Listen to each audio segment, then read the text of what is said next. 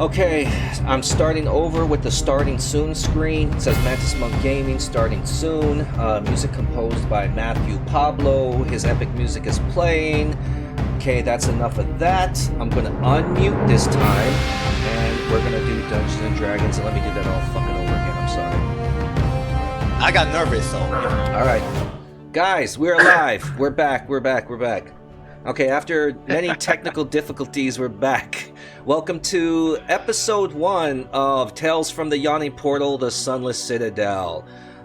This is a level 1 campaign, the first campaign out of the Tales from the Yawning Portal, and they say that it is perfect for first-time dungeon masters such as myself.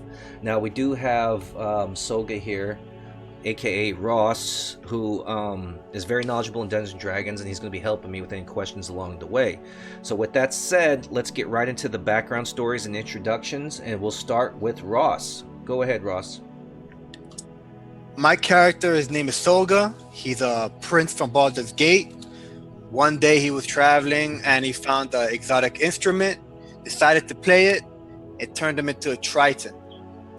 The guitar seems to be sentient. It speaks to him. They share memories, and now he's trying to figure out how to turn back. Gotcha. Nice. And you are a Triton race. Now, for people not familiar with the Triton race, and it is actually a playable race for those that don't know. It is in Volo's Monster Guide, correct? Correct. Yeah. So describe what a Triton is and what they look like. Triton usually are, think of merman. They are light-skinned, as in light blue or some greenish skin tone. Same with their hair, bluish or green. But I made my character a bit more fishy. I gave him like some fins and everything, in my token. Nice. And they're very noble, but also they're a bit, snobby. They think themselves highly, and they think everybody else knows that they are. As if they're like kings of the world. Like everyone needs to know that they're the master race. They're the boss. But they don't mind jumping in to help anybody. They'll take a hit for you, even though he's acting kind of super cocky and of a dick. Yes, that is true. And I think that's something important to point out is that even though they are as cocky as they are and they think that the world revolves around them, they are always the first in battle to protect anybody who is suffering from any type of injustice. So, you can forgive them for their cockiness because of that reason alone. So most of us can. So my character will have like sometimes conflicts because he, with the guitar, the sentient guitar, because the personality from the Triton mixes with him. And he's not always been a Triton. He's been, Gotcha. a normal person before. Gotcha. That's awesome. And that's so awesome that you're playing a bard. I have never been in a campaign with a bard, so this is cool because it's one of those classes where I was actually going to play that before I finally decided on a warlock. So I'm really interested in seeing how the bard plays out. All right. Next to Soga, we have Belfire, the Dragonborn Wizard. Yes. What say you? Okay, so I am Kim, and I am playing Belfire Drac Dandion, and I am, like Johnny said, the Dragonborn Wizard. But I'm not like every other Dragonborn Wizard. What has got me out here on this open road headed with these fellows is I don't believe in a lot of the things that the Dragonborn race has going on for them. My family is originally from Timanther, and they've got a strong and abiding hatred of dragons. We traveled to Toriel to create a brighter future free from war, raised to have few prejudices other than the hatred of dragons. My father left my mother when I was 3 years old, and I spent life growing up and training and engaged in sports. We played strategic board games and did riddles. Clan and family bloodlines are highly important to the Dragonborn culture. Dragonborn's actions are expected to bring favor and goodwill to his or her clan. But one of the things I don't agree with is that the Dragonborn marriages were arranged by the clan leaders along pack lines, and that they typically associated marriage with reproduction and not love. Mm. Oh wow! So kind of like the Amazons and Wonder Woman. Yeah. Well, that is awesome. That is very cool. And actually, you are in a relationship with Kildrak, right? Right. I found him on my quest. That's right. So a dragonborn in love with a dwarven fighter. Wow. Awesome. I don't even want to get into the details on how the reproduction works there. But all right, that's awesome. Let's move on to Kildrak, the dwarf fighter himself, aka Mike. Hello, Mike. Yes. Hello.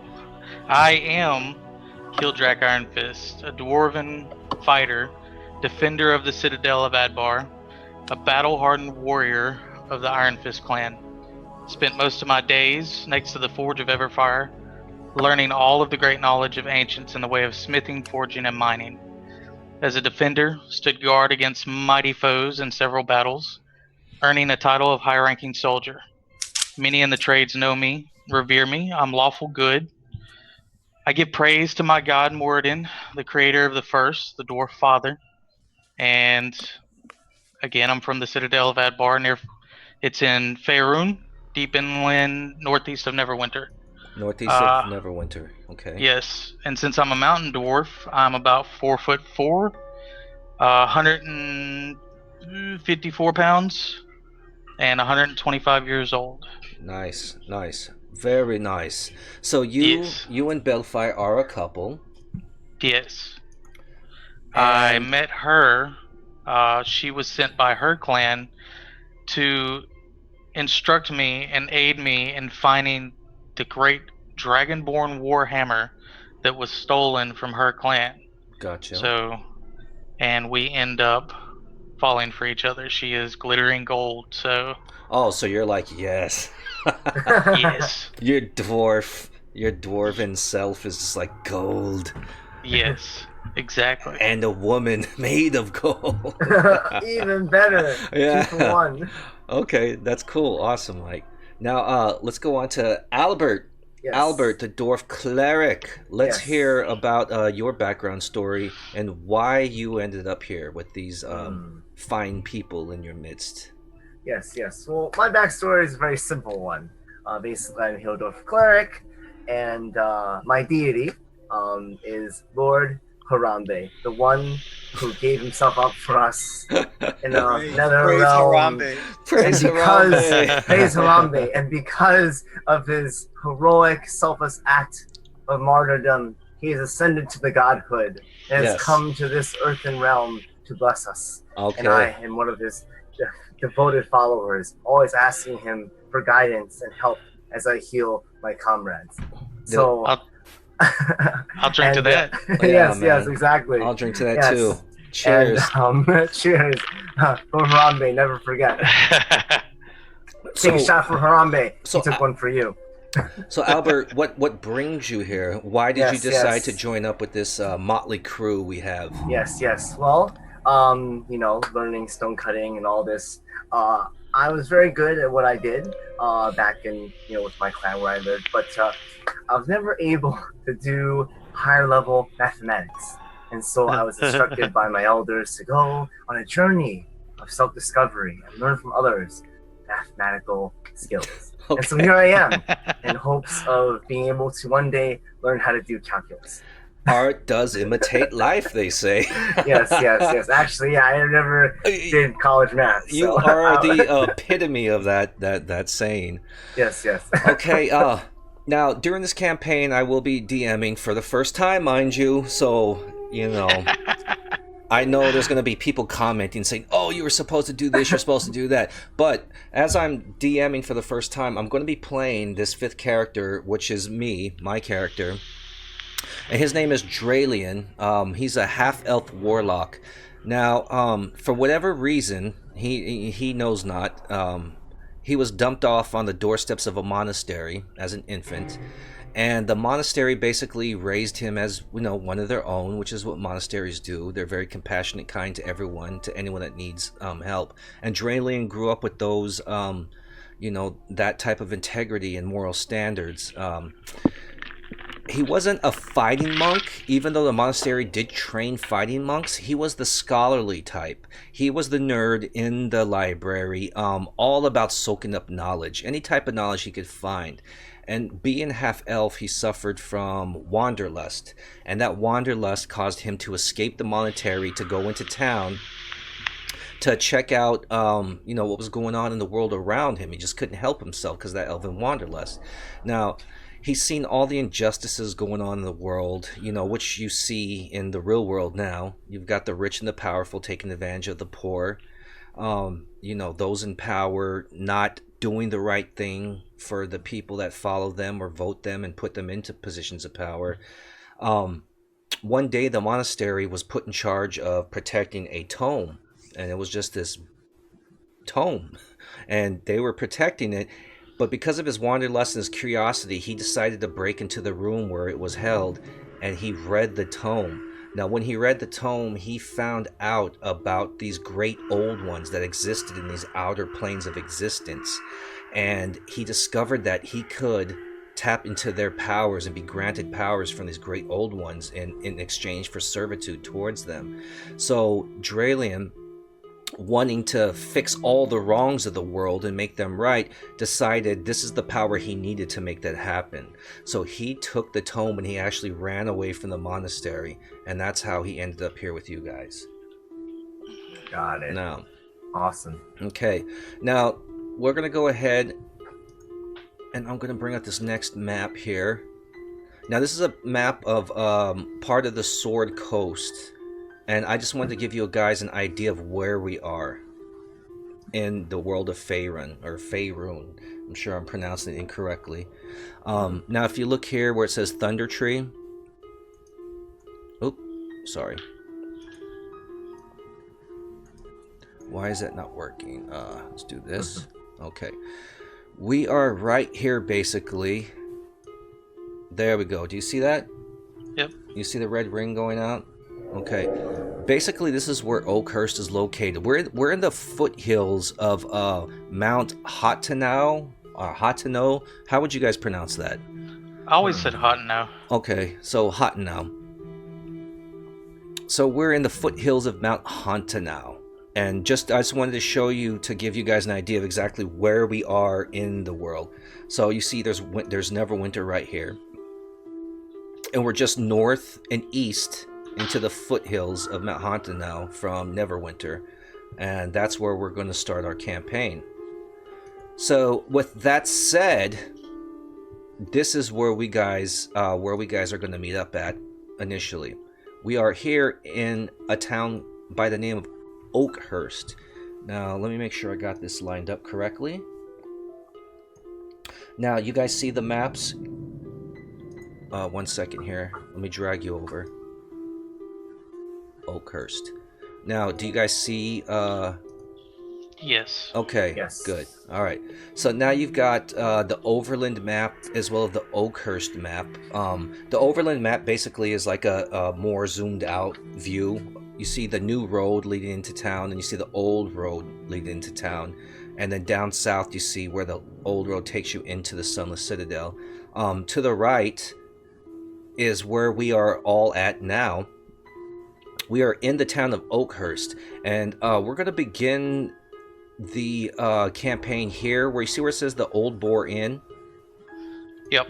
Right here, the Old Boar Inn. We're going to start off there, but this map shows you exactly what we have here. You have a constable in a jail, you have the mayor, you have a merchant, you have a general store, healer, but it's a small town. It consists about of 900 citizens. The majority of them are human. There is a mixture there, a small mixture though. It is mostly human, but you see there are halflings around. You see a dwarf here and there. You see an elf here and there. So you guys really stick out because not only do we have a dragonborn, and like these people are gonna be like, holy shit, what the hell is that? But there's also a triton. They're like, there's this fucking lizard and a damn fish, and so we'll find out how people react to that. But we're gonna start off this adventure in the Old Boar Inn. And now, before we get there, I just want to mention to everyone, we are in the summer solstice is approaching soon, and already it is oppressively hot. Like, everybody is dying. No one has ever experienced a hot summer like this.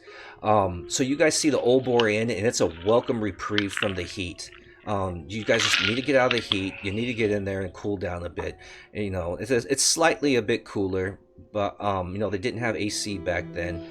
But you know, just pointing out, it's super hot. You guys are finally made it to Oakhurst.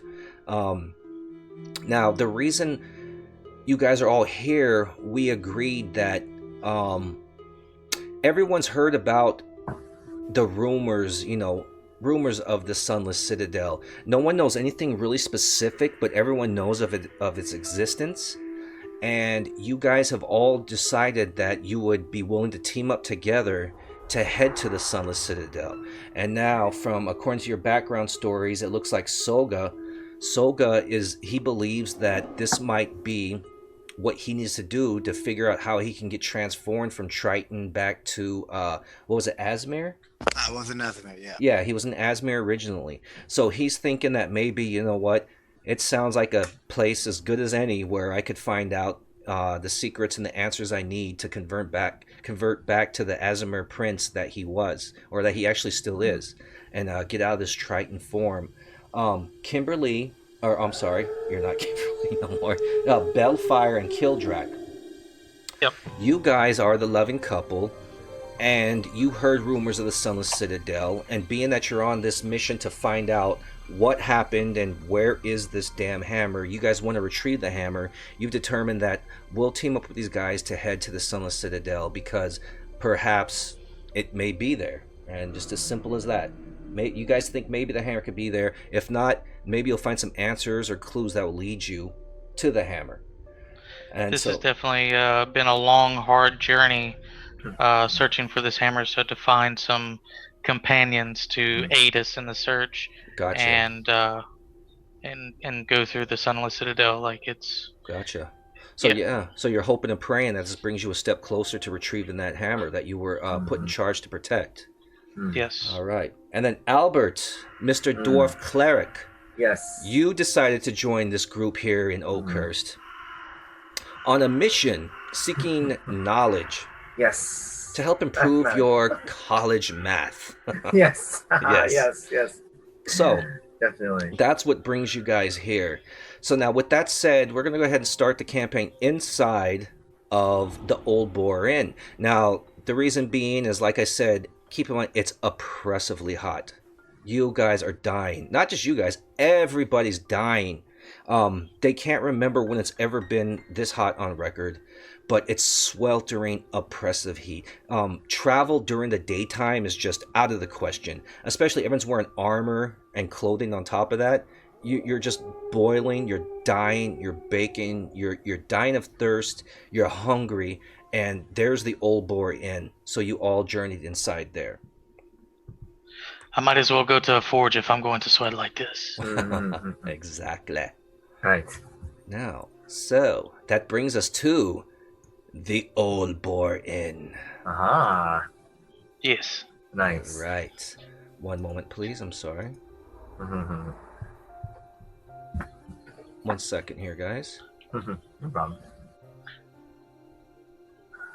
Shall we have a pint while we wait? Pint of water. I'm dehydrated here.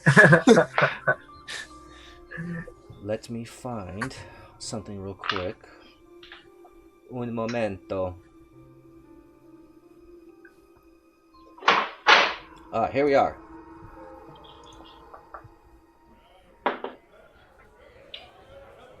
Okay. So, with that said, our heroes find themselves inside the Old Boar Inn. Now, do you guys see that okay? Tell me if you guys see that okay. You do? Yep. Okay. Can we move our tokens around? Yeah, 1 second though. Let me try to, I'm trying to make things look pretty and proper on Twitch. Let me expand this a bit. Okay. So, you guys walk into the, one moment, guys. I'm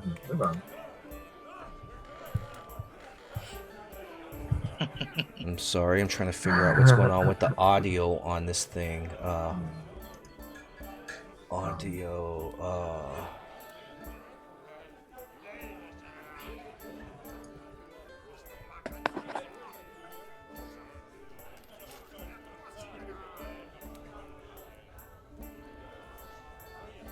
Okay, it's still playing there. All right, good. Sorry, guys. A little trying to figure out the technical stuff here. All right, so you guys, you were all in this old Boar Inn. Oh, jeez, what's going on here? 1 second. Old Boar Inn. I don't see any winches.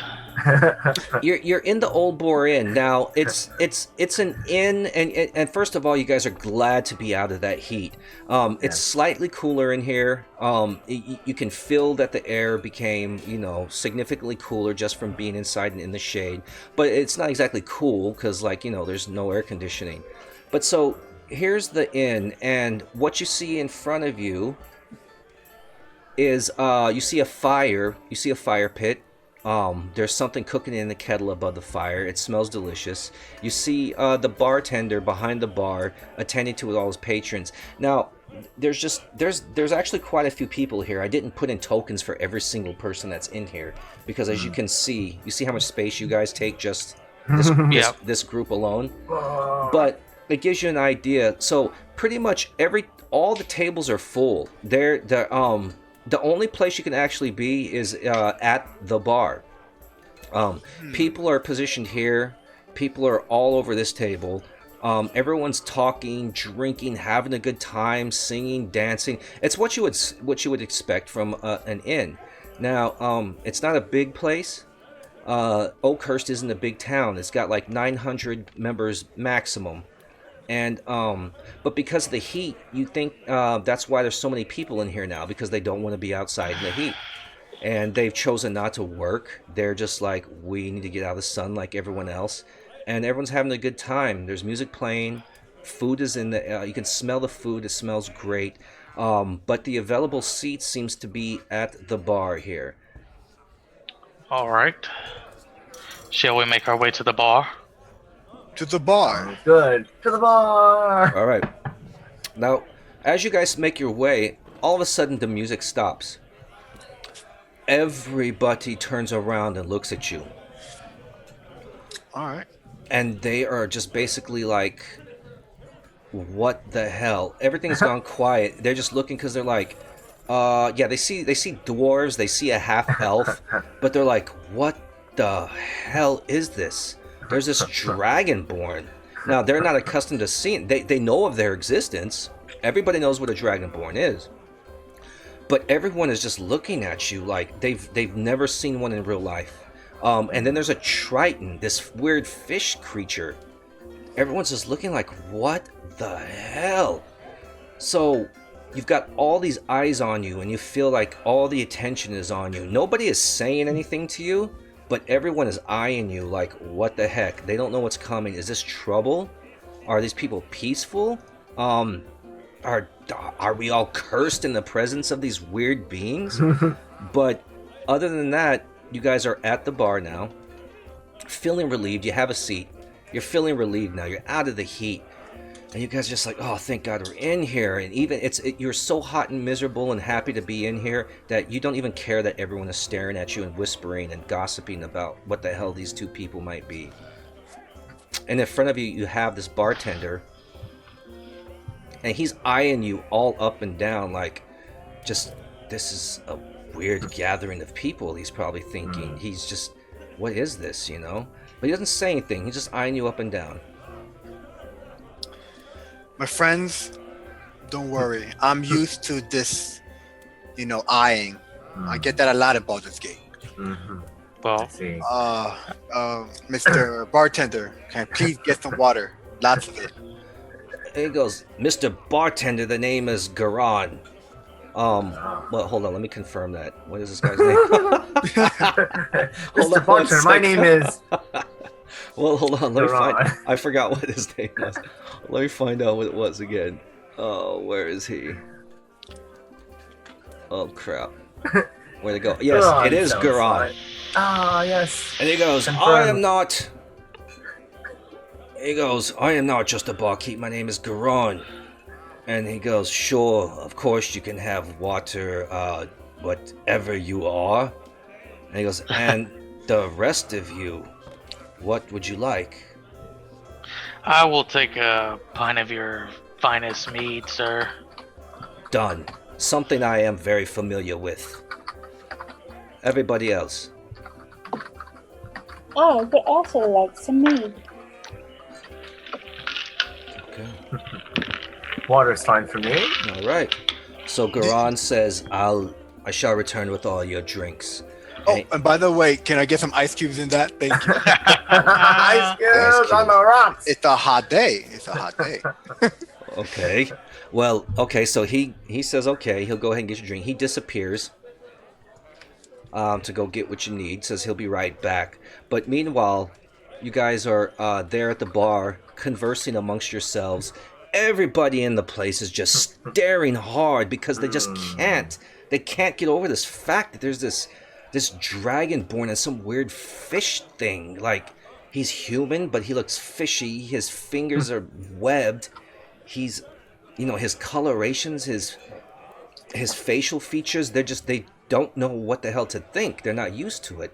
So while Garan is out there getting your drinks and you guys are talking to one another, like, what kind of conversations are going on here?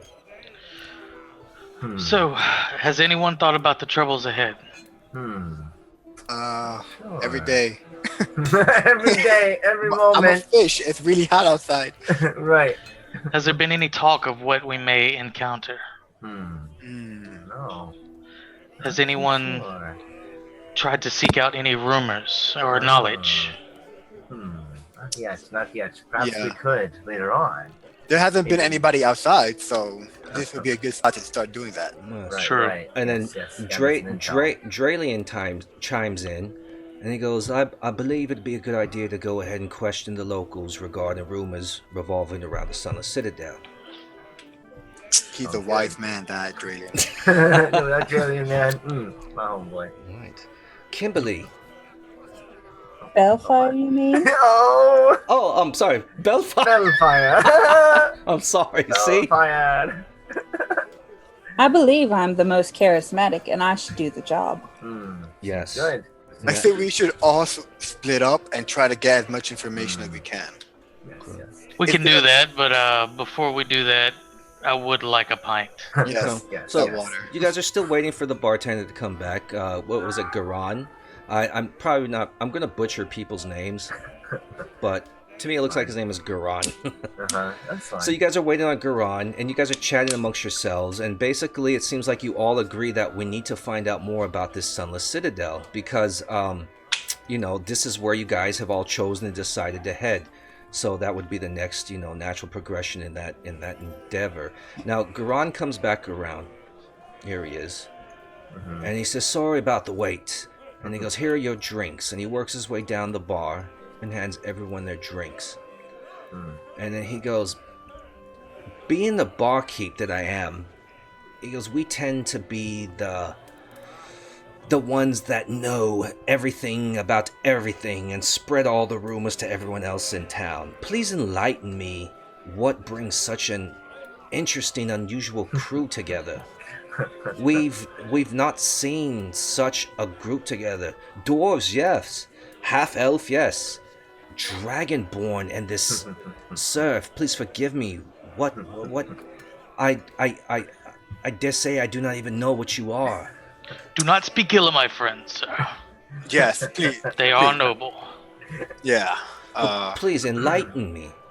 You may not recognize me now, but I am a Prince Soga of Baldur's Gate. Right now I'm a fish. But Fish right now. But I am on a quest to go back to my normal state. Yes, yes. Oh, my button's messed up on my mind. Okay, so he looks and he goes, You're a prince? And he starts laughing. He goes, a prince of what? What land do you come from? You're gonna go that personal? He's just like, he's never seen anything like you. Okay. And so same with the Dragonborn. He's not coming off as rude. He has the wide-eyed wow factor of an infant, like just wow. All right. So I show him my sigil ring, my family encrusted ring that nobles have. It's kind of like what they use to seal documents, usually on my finger, on my webbed finger, because I got like webbed. Exactly. Your webbed fingers, My exactly. webbed, He was like, your fingers are webbed. What is that? He was like, Okay. you become more and more unusual as we speak. I No. tell him I am from Baldur's Gate. I am a prince, but my origins come from content even further off that you would know. It's from Lepango, a continent beyond the ocean. My family were exiled, and now we reside in Baldur's Gate. We make money through our trade of exotic goods, and now I'm a fish. Yeah, that's how I Gotcha. roll. Now this oppressing heat, though, he goes, understood, friend. He goes, thank you for entertaining my curiosity. He goes, this heat, though, you guys must all be very happy to be out of that heat and into the inn. Yes, we are. For sure. Yes. Definitely. So now he works his way down, and now he's gazing at the Dragonborn, and he's sizing her up and down, and he's just like, he's never seen anything. He knows right off the bat what you are. You have to be a Dragonborn, but you are the first living specimen he's seen in his entire life, face to face. So he eyes you up and down, and he goes, and you, what brings you here? How did you end up here? Yes. I'm Bellfire of Toro, and this is my partner next to me, Killdrag. And we are on Oh, go ahead. I'm sorry. my husband. We are on a journey to find a glorious weapon native to my clan. A weapon. A weapon. And he said, "Wait." He looks at you, and his eyes go wide, and he comes down here, and he looks at Kildrak, and he comes back here, and he looks at you. He looks at Kildrak, and he looks at you, and he says, "Did you say husband?" Yes, I know, rather an odd couple. Me being over 6 foot tall and him being under 5. We look a little strange together. And But as I love- chug my mead, I lay my warhammer on the bar. Oh boy. So Garen sees that, looks down at the warhammer, and just he knows when he's just about to cross the line. He's an experienced barkeep. He knows how to fish for information and whatnot, and he also knows when he's about to cross the line. So he just looks at you, looks at the Dragonborn, smiles, and all of a sudden just laughs and says, "Ha! Well, welcome, friends. I'll not turn down anyone that has coin to pay. Welcome to the Old Boar Inn. Let me know what you need. If you have any questions, I'm here to assist you." Only your finest accommodations will do, sir. Accommodations? You're looking to sleep here for the eve. Wherever we are allowed to sleep is where I will sleep. Well, this is an inn, and towards behind me, directly behind me, of the bar, we do have several vacant rooms. We don't get many travelers through here. Everyone that is here lives here and has their own homes, so we do have available rooms most of the time. So, and he looks at Albert the dwarf over here, and he goes, "Sir, your sigil on your shield. I feel I may have seen that before. What exactly is that? What does that represent on your shield?" It represents the glorious pose of my Lord and Savior Harambe. Harambe, is it? Portrays, yes. In I'll another drink to world.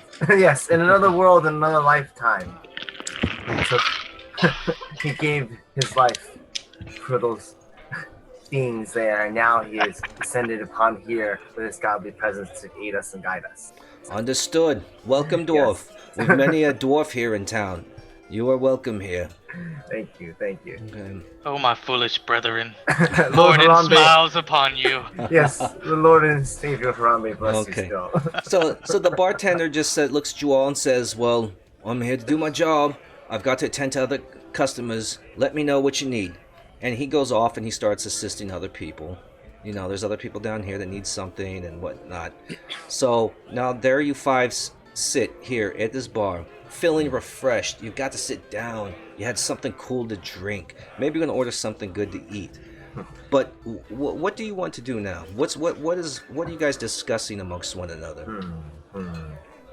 I'm personally thinking about the bed.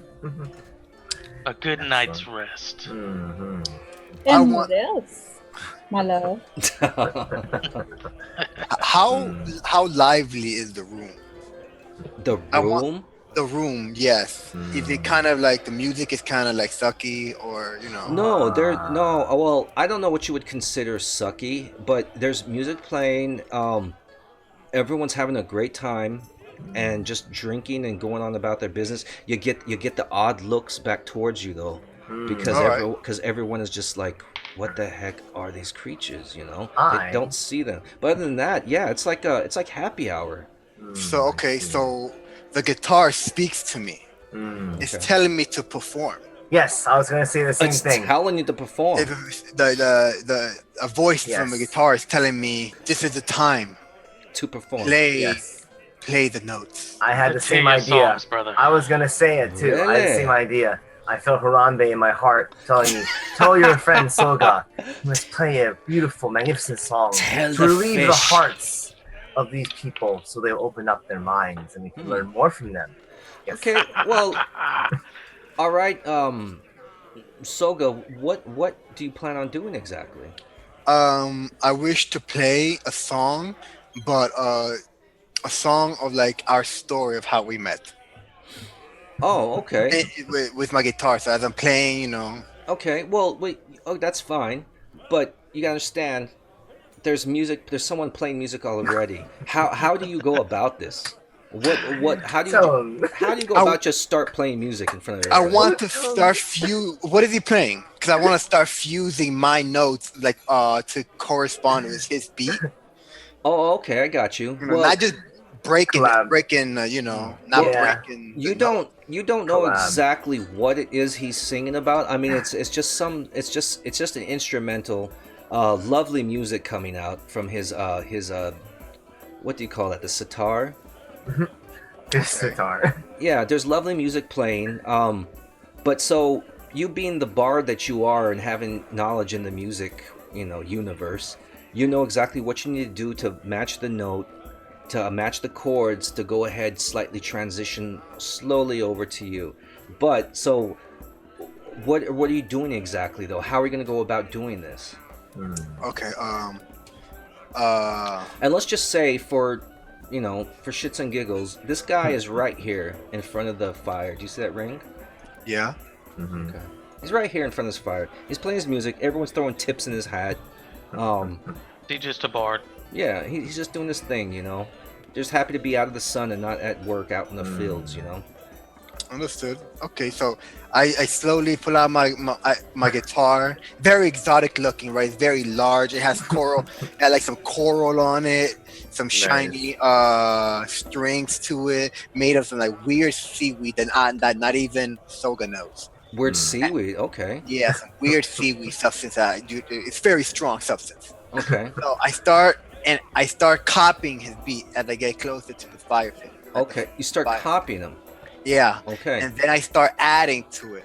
And I Okay. kind of give him a nod, like, shall we perform together? Yes, collab. Well, as you're doing that, people turn around and they're watching you. They see your every move because this weird fish creature, they don't know what the hell you are. They're like, this guy just, whatever race this is, but he's pulled out an instrument and he's playing it. And not only is he playing it, but he's playing it so damn well.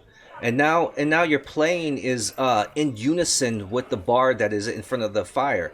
and the bard is looking at you, and at first he's scared. He's like, he thinks maybe like you're coming to attack him. He's like, what the fuck is Oh, this no. thing? This fucking blue fish thing, web fingers, is coming to get me. But he hears the music you're playing, and then he hears how you were so skilled that you actually were able to blend into this melody. And then he steps back and allows you to take over. Just out of curiosity, and maybe some fear, he lets you to go ahead and continue with your music. Okay. So try to make a performance check. Yeah, well, what are you trying to accomplish, though? I'm trying to accomplish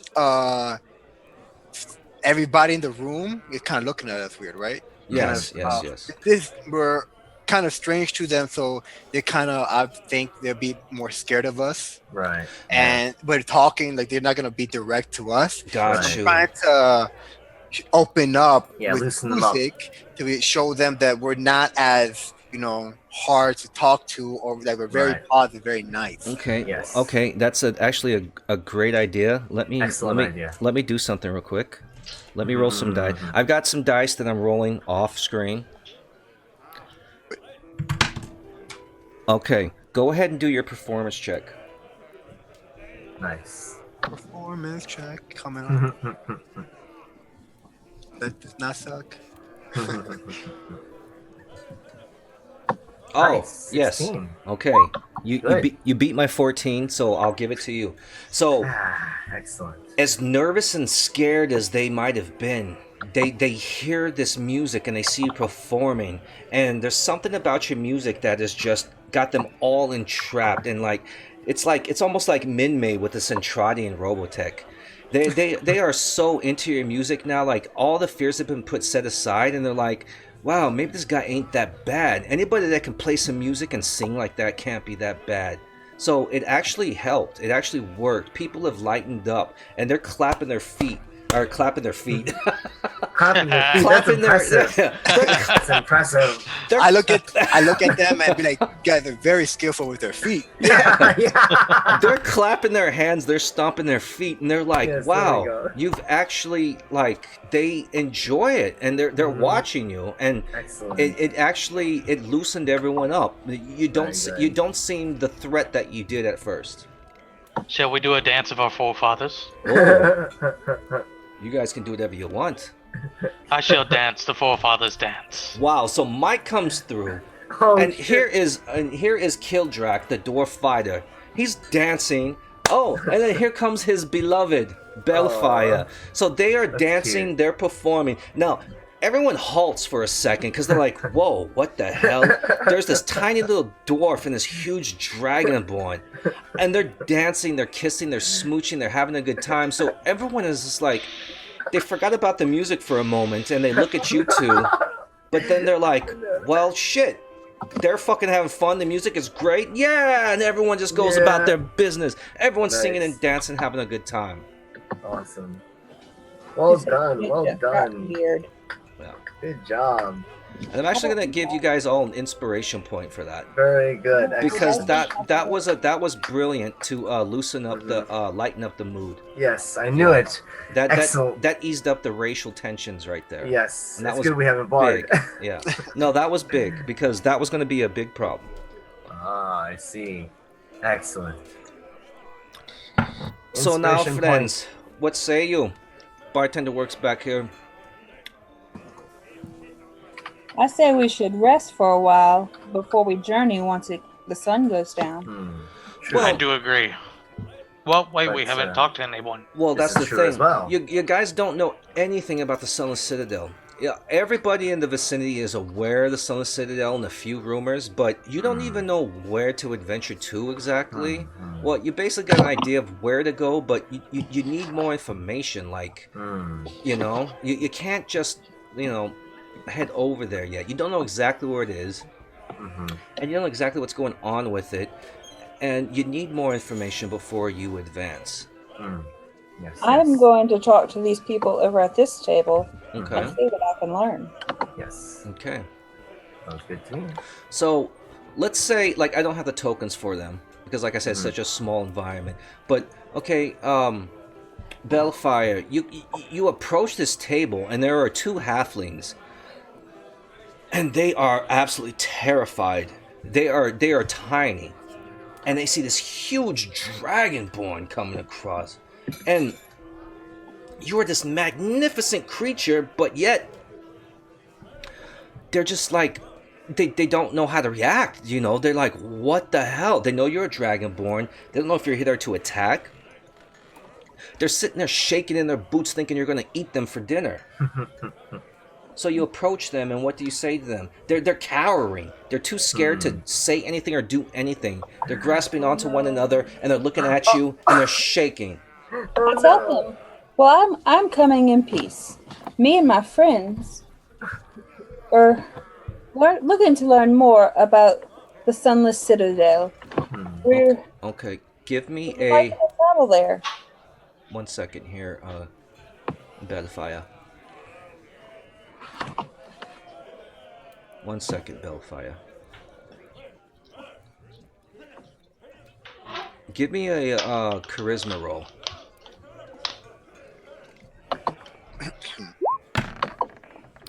Okay. Is it rolling? There it goes. What did you get? Oh, yeah, okay. You rolled a 16. 16. Okay, so yeah, you definitely beat it. So, your charisma was able to soothe them. They're like, wow, her voice is like honey. She's gentle, she's kind. And actually, they're like, after you speaking with them, they're like, they didn't know what you were, male or female. But like, they hear your voice, and it's honey-coated, and you were so soothing, and you were so, just, your charisma was so high that they were just, you know, they're like, okay, wow, she is not what we thought she would be. So now they're more alert and attentive to what you have to ask them. Now, what did you want to ask them? I was wondering if you could give me any information about the Sunless Citadel, how I may get there, and what I may find.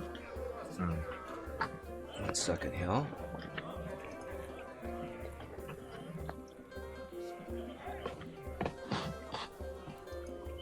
So they look at you, they look at one another, they look at you, and they look at one another, but they, you know, they whisper in one another's ear. You know, you don't know exactly what they're saying, but you think that they're just like, man, should we divulge any of this information, but you know, or should we not? But you know what, your charisma won them over, and so they said yes, let's just give her a little tidbit of information. So they basically just tell you is, no one knows for sure what the Sunless Citadel once was, but legends hit that it served as the retreat of an ancient dragon cult. So something happened. These guys in particular don't know, but they're like, something happened, milady, and the ancient dragon cult was destroyed, and the Sunless Citadel sank, and now as it remains, everything just remains a mystery.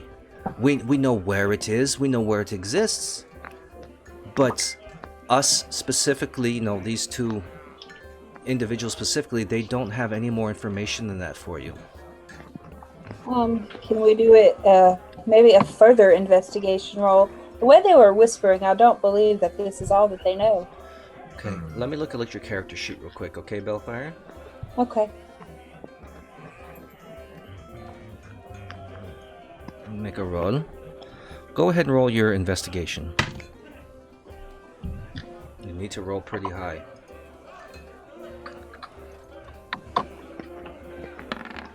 Oh, Jesus Automatic. Christ. Holy shit. Nice. Wow. Okay, Oh, so badass. Yeah. so you look at them and you tell them, you're like, I feel as though, and the thing is, your charisma is so high as well. So like, where they started off scared of you, because your charisma is so high and you're just charming as hell. Like, you just know how to sweet talk people.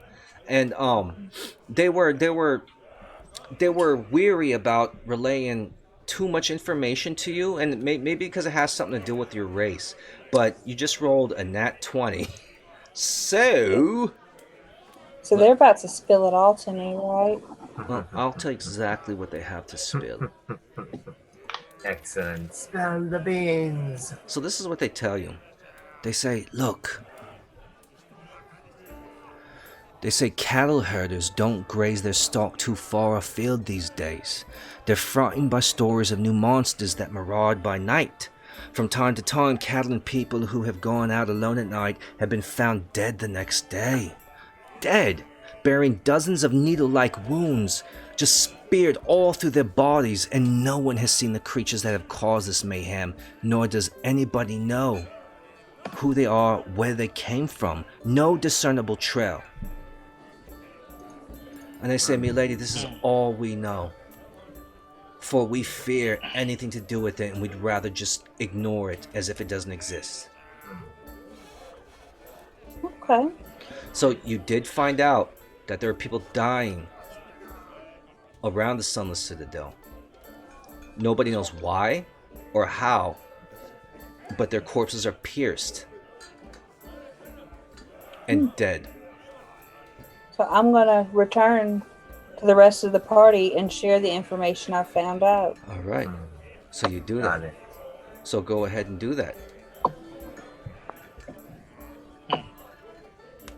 How do you relay this information to the rest of the party? Bellfire, Dragonborn Wizard. I need to get the Triton back over there by us. Hold on, I'm playing. Give me a minute. Well, I'm yeah, rocking out. let him go ahead and continue playing. Another drink, Tevin. You guys go ahead and discuss amongst yourselves, and he'll get the information. Okay. So guys, What did you find out? what I Yes. found out is that no one goes there anymore, and the ones that do not return. There have been stories of people with arrows in them that have went there. Not Did they say what kind of arrows? No, not arrows, just pierced holes through them.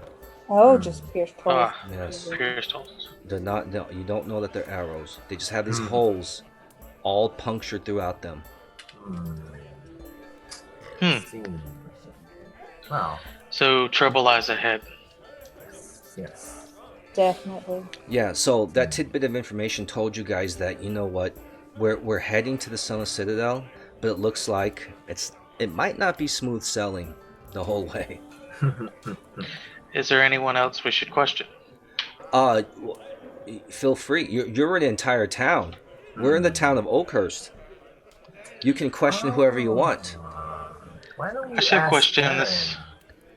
Let's ask We- Garen stuff. We have not asked him for rumors yet. You did not. What say you, barkeep? Okay, I'll be right back. We'll hold right there. Sorry, guys. Restroom break. No problem. All right. Do it.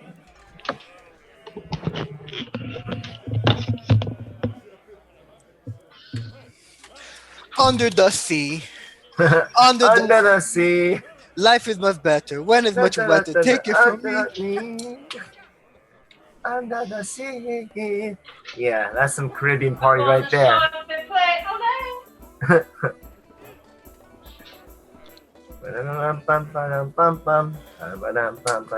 Exactly. There you go. Another song is stuck in my head.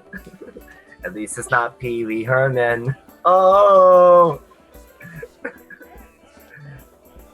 Alright, let's see here. I wonder. Interesting. Under the sea. Under the sea.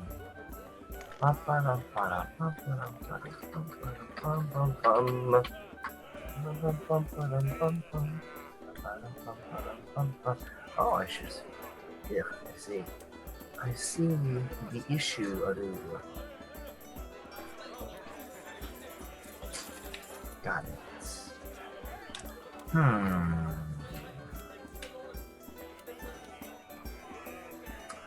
Oh. Got it. Okay.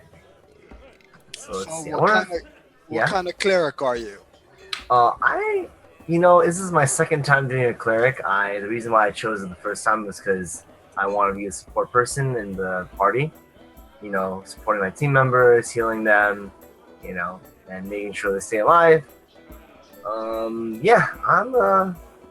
the cleric, I guess. I don't know. I wanted to include that I'm Asian. That's kind of like meta. So, last campaign, I was like, my eyes are squinty, and you can't really see them because I look very Asian. I'm an Asian hill dwarf. All right, guys. So, back.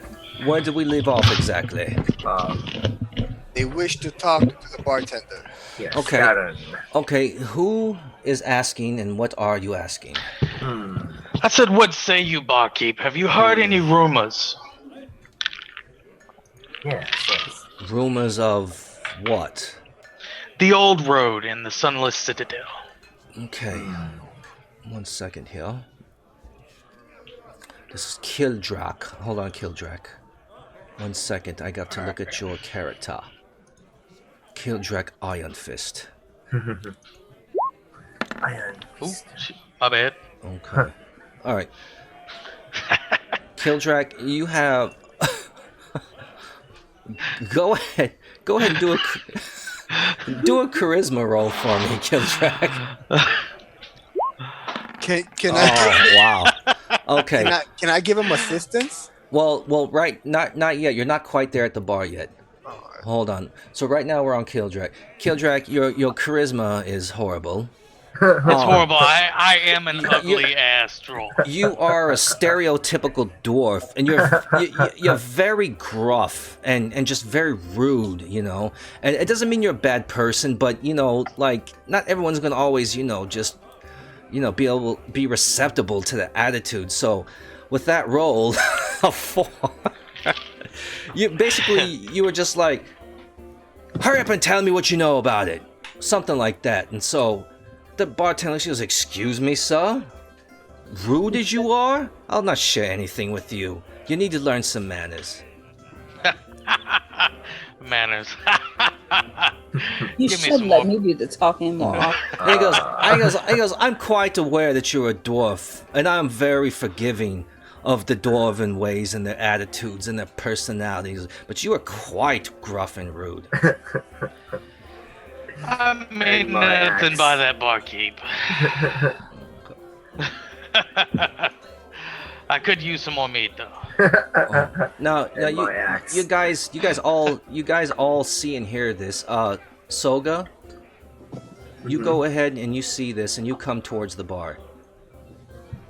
You see that like, oh wow, the dwarf just may have pissed off the barkeep. And you come back over there because you're just like, uh-oh. But so that's where the barkeep stands. He's just looking at the dwarf, just like, that was just so rude. Like, even for a dwarf, that was so rude. So rude. So I come in playing my instrument, lightly, but very happy, going, energy coming out of me, and I just try to give back the positive view my friend Iron Fist just lost.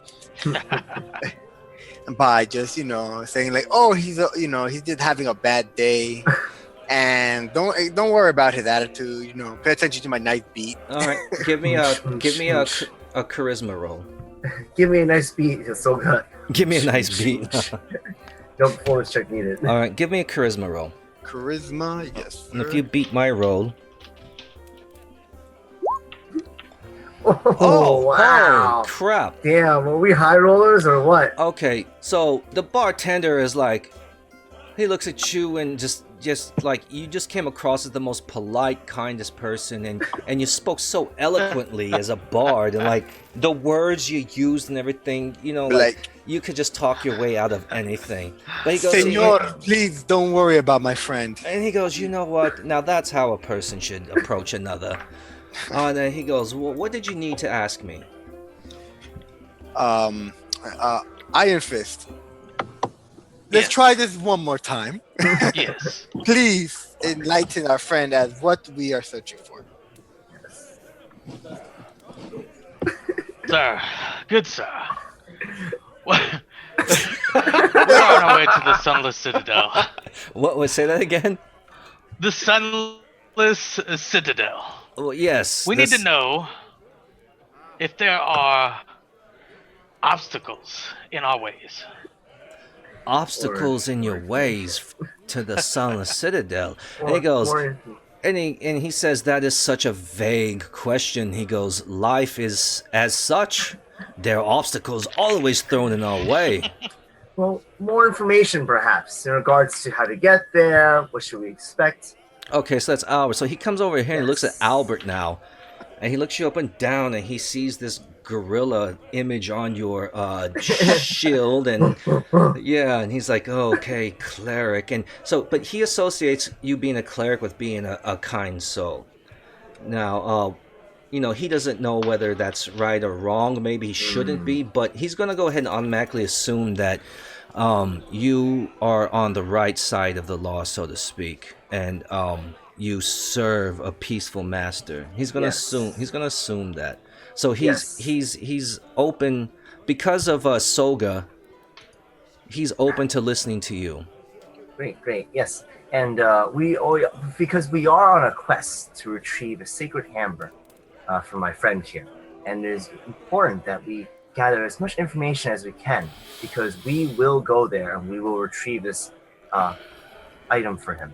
So if there's any information you can grant us, or even a person that we can go to, for I heard that no person has returned, but maybe you might know more than what we've been told. He looks you up and down and he says, well, he goes, it's been maybe 13 years now. He goes, but I do recall a grim human named Belak.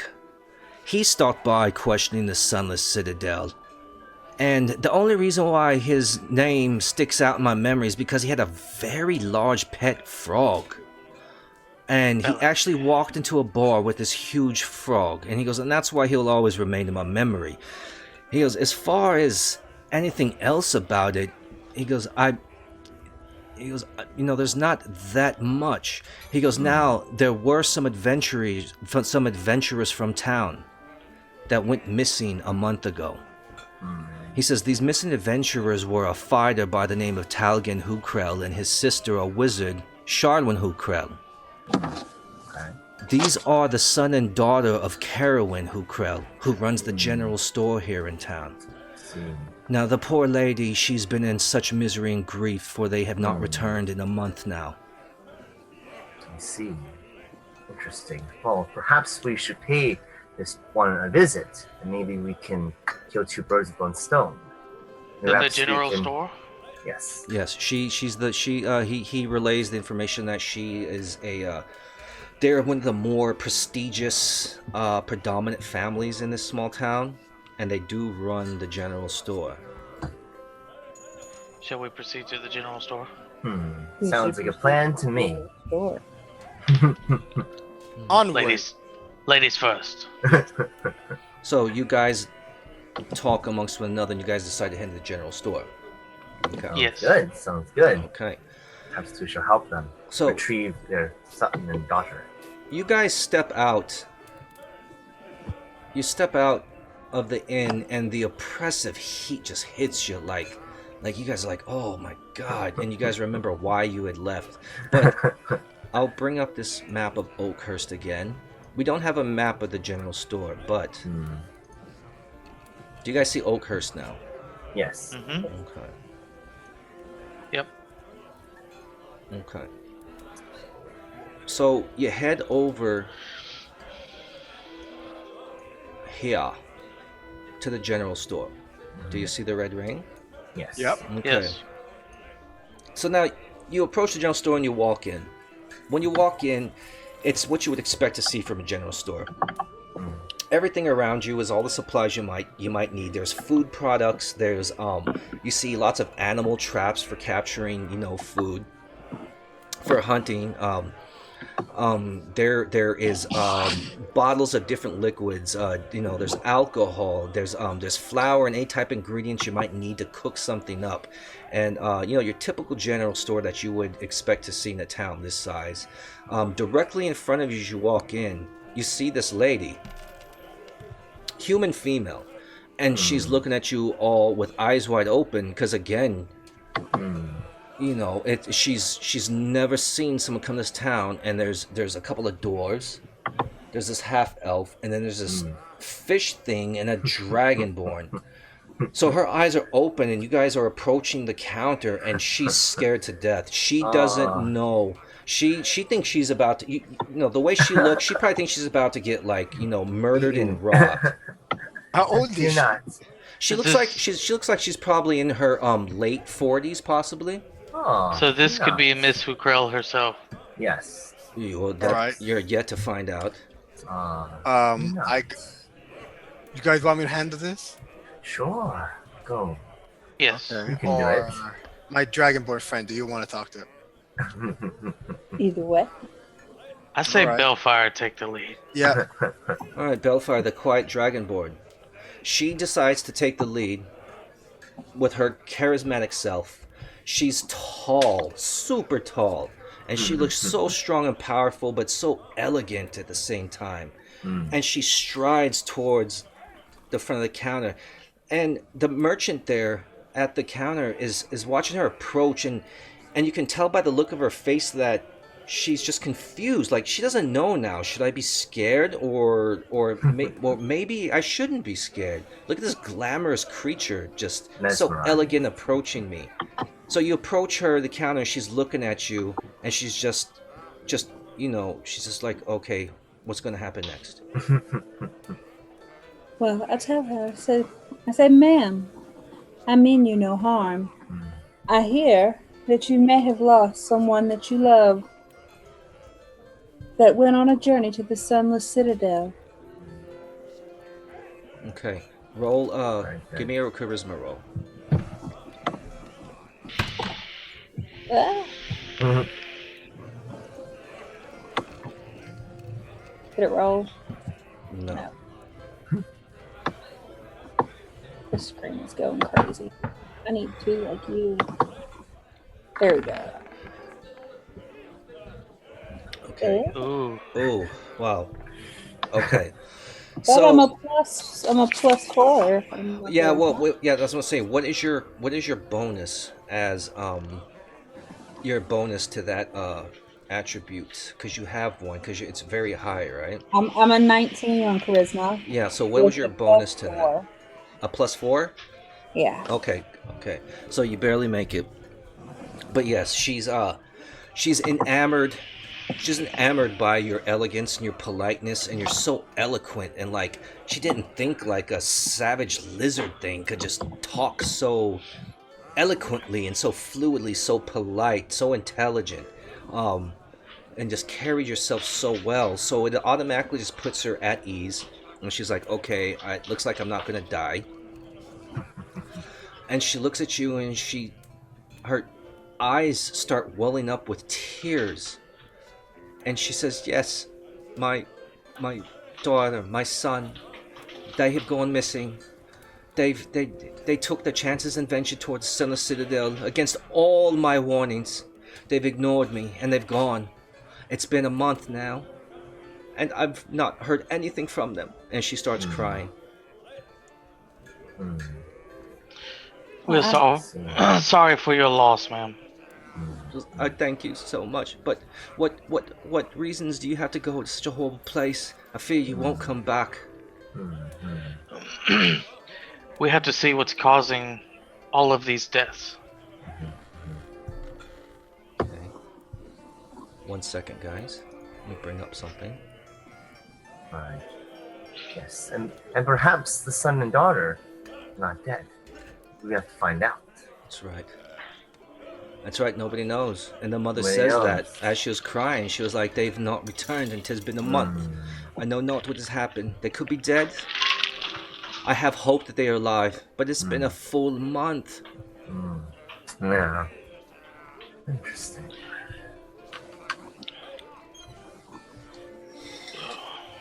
I see. Anybody else want to ask something of her? She's crying, right? Yeah, she's crying. She can't. She's embarrassed. You can tell she's embarrassed because she's crying in front of strangers. But obviously, the pain is so great. I mean, she's lost her daughter and son. Damn. And she says, "My son Talion, my daughter Sharwin," and she's just crying right now. I see. Why did Oh. they go to the Sunless Citadel? And then she goes.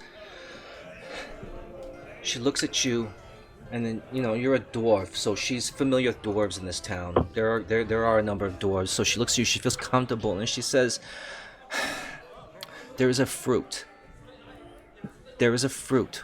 Once a year at the summer solstice, the goblins from the Sunless Citadel, they provide us for 100 gold pieces, a piece of fruit that guarantees to cure any illnesses, any type of illness." Anyone who bites from this fruit is cured immediately. You can understand why this is so important to us. We have many elderly that suffer from various diseases. Now, we are not a rich town. We are poor. We give these goblins all this gold, which is all we can gather every year, to get this fruit to heal our wounded. They went to go retrieve this fruit, but it's just there's something else. When we retrieve the fruit, we try to keep the seeds, and we decide to plant the seeds. We decide to grow the seeds, hoping that we can grow this fruit on our own and no longer have to spend all our money paying these goblins every summer to heal all our sick and wounded. But as they start to grow, in the middle of the night, the saplings disappear. We know not where they go. We assume that the goblins come and they want to keep their monopoly on this fruit, and we believe that they steal these saplings, but no one knows. But every time we plant the seeds and try to regrow this fruit ourselves, the saplings end up disappearing, stolen by somebody. Interesting. Sapling stolen. Do you know where you guys plant these saplings? Well, of course, right out in our fields, our farming fields, our pastures. Where else would we plant them? I see. Perhaps it is a goblin from those group of goblins. Well, that is an assertion, perhaps, that they are trying to steal those saplings, so they force you to, stay committed as their customers. Well, that is exactly what we believe. Now, what the actual truth is, we do not know. However, if you were selling such an item, would you not do everything in your power to ensure that we had to come back to buy it again? I nod, like, yes. It is the way of dealing. That makes sense. She goes, but she looks at you guys and she goes, "Do you all actually plan to head towards the Sunless Citadel? I pray not, but do you do that?" Yes, we stand together. Yes. Yeah. Okay, so If it means... Sorry. So go ahead, Albert. Oh no, I was just gonna say yes. If it means we can find Kilgrave's weapon and perhaps retrieve your son and daughter, that is the plan. And I wonder. Sorry, yeah. No, go ahead, Albert.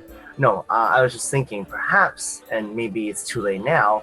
An idea I had potentially. Maybe we could stake out the place where the saplings are usually stolen. Maybe grab the person who's trying to steal them and get more information from them about the Sunless Citadel. Just an idea. Yeah, no. But, well, yeah. She looks at you. She goes, "That would be a great idea." She goes, "However," she goes, "the summer solstice is just around the corner. We don't have the fruit or the seeds yet. You would have to wait until the solstice for the fruit to be provided to us to bloom, and then for the goblins to provide it to us. Right now, there's no time. There's nothing now. We have no fruit yet. We are awaiting the next blossom of the next batch of fruit." I see that. And then she says, "I also fear this oppressive heat." She goes, "You can only travel by night. If you do head over there, you cannot reach it." She tells you, actually, she goes, "It is 7 miles from Oakhurst to the Sunless Citadel." And she goes, "It's an easy trek, but this heat. Many have died now because of this damn heat. You will have to adventure at night just before dawn. It shall be a 2.5 hour. You can cover the 2.5 hour trek and arrive at sunrise." Maybe we should send our 2 dwarves slightly ahead of us to pose as townspeople. Could be a good idea. And we both have dark vision, I believe, right? So we can see well in the dark. Correct. think. Well, no, you're right, But- and you do have a half elf and everything, but But should we leave our group? well, that's what I was gonna say. You guys, I'm telling you as a DM, you're gonna want to stick together. Okay, Yeah. yeah. That's fair. Yeah, you send 2 dwarves out on their own. There's gonna be 2 dead ass dwarves as you go fucking find. Fair. Let's stick together, guys. Yeah, there's a reason why there's 5 of you. Okay. Word. And I've got my familiar. But what she also tells you, she goes, I am ashamed to say this, and I'm ashamed to offer this to you because I don't want anyone else to go there and die. I want no one else to suffer the losses that I have suffered. She goes, but if you do go, and you do decide to go, if you can retrieve them, if you do find them and you bring them back to me, I will give you 125 gold each. We are a wealthy merchant family here in town, I'm sure you've heard. But this is all I have to offer, 125 gold each to bring my son and my daughter back. Now they both wear a sigil ring on their left hand. It represents our family. If they do die, if they are dead and you find them dead, please bring back the rings and I still shall reward you accordingly. And she's crying, bawling her ass off. I want to go there. up to her and Console calm her down. Yeah. You want to put a webbed finger around her head? yeah, milady. I wanna use precipitation. Can I read? I read that right? Yeah, prestidigitation, yeah. Yeah. But what do you plan on doing with it, though? I want to give a smoothing aura around my touch. Great. I want to smoothing aura. give a smoothing aura Sounds good. around my touch. Okay, I'm getting a I want to smoothing aura. give a smoothing aura. If it's really hot, a cool touch maybe, or a nice The faint musical. I think the faint musical note would fit perfect with your. Well, hold on, Ross. Let me bring up That's true. Let me bring up your character sheet, Ross. Yep. Where the hell are ya? Oh, there you are. Okay, I lost you for a minute. There you are. Okay, I'm gonna base that on. I'm trying to figure out which role that would be. That's not this one is not even a role. Well, I have to come up with something though. I mean, you're trying to Would it be soothe. a charisma? You're trying to make your touch be something soothing for her. Well, this is a spell, so Oh, it's a spell? yeah, it's a spell. Oh, what's it called? Prestidigitation. Prestidigitation. Prestidigitation would only create a hand that would stroke her head. Well, it's an illusion. It creates a Abjuration. harmless well, sensory effect. Well, that's what I'm saying. There would be something rubbing her head, and she'd turn around and be like, "What the fuck is rubbing my goddamn head?" That's hilarious. It's not just that. It like you can do many things with it. I could create Yeah, I bet. Nice. a faint musical note, an odd odor or a good odor, snuffle out a candle, light up a torch, light up a small campfire. Well, I Makes- got you. It says you can create a non-magical trinket or an illusionary image that can fit in your hand. Okay, so you're trying to soothe her soul. Trying to charm her. All right. Hey, Well, you know what? I'm going to go ahead. I don't even know what that role would be, but okay, let's just say, you know what? You do that, and at first she's like, what's this guy doing? You know, she sees you doing something, but all of a sudden she feels soothed, and she feels like, wow, this guy, these people, they empathize. They empathize with me. Go ahead. I tell her like from one noble family member to another, because you're practically noble of this town. She is. Right? She is the big dog in this town. Yeah, I understand the worth of your children, and I understand your pain. Okay. We will do our best to find your children alive, Yeah. and now we will bring them their earrings. Yes. As she looks at you and she cries and she grabs you by your forearms and your wrists and she pulls you close with this strength that you didn't expect from her, and she goes, please. She goes, bring them back. Dead or alive, bring them back. I will give you, I promise, I swear, 125 gold each. Bring them back.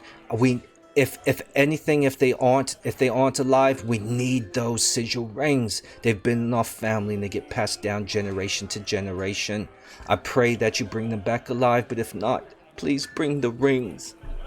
I tell her, no problem, that on my part, I wouldn't receive the money because, helping one person, so, is a good price already, a good gift.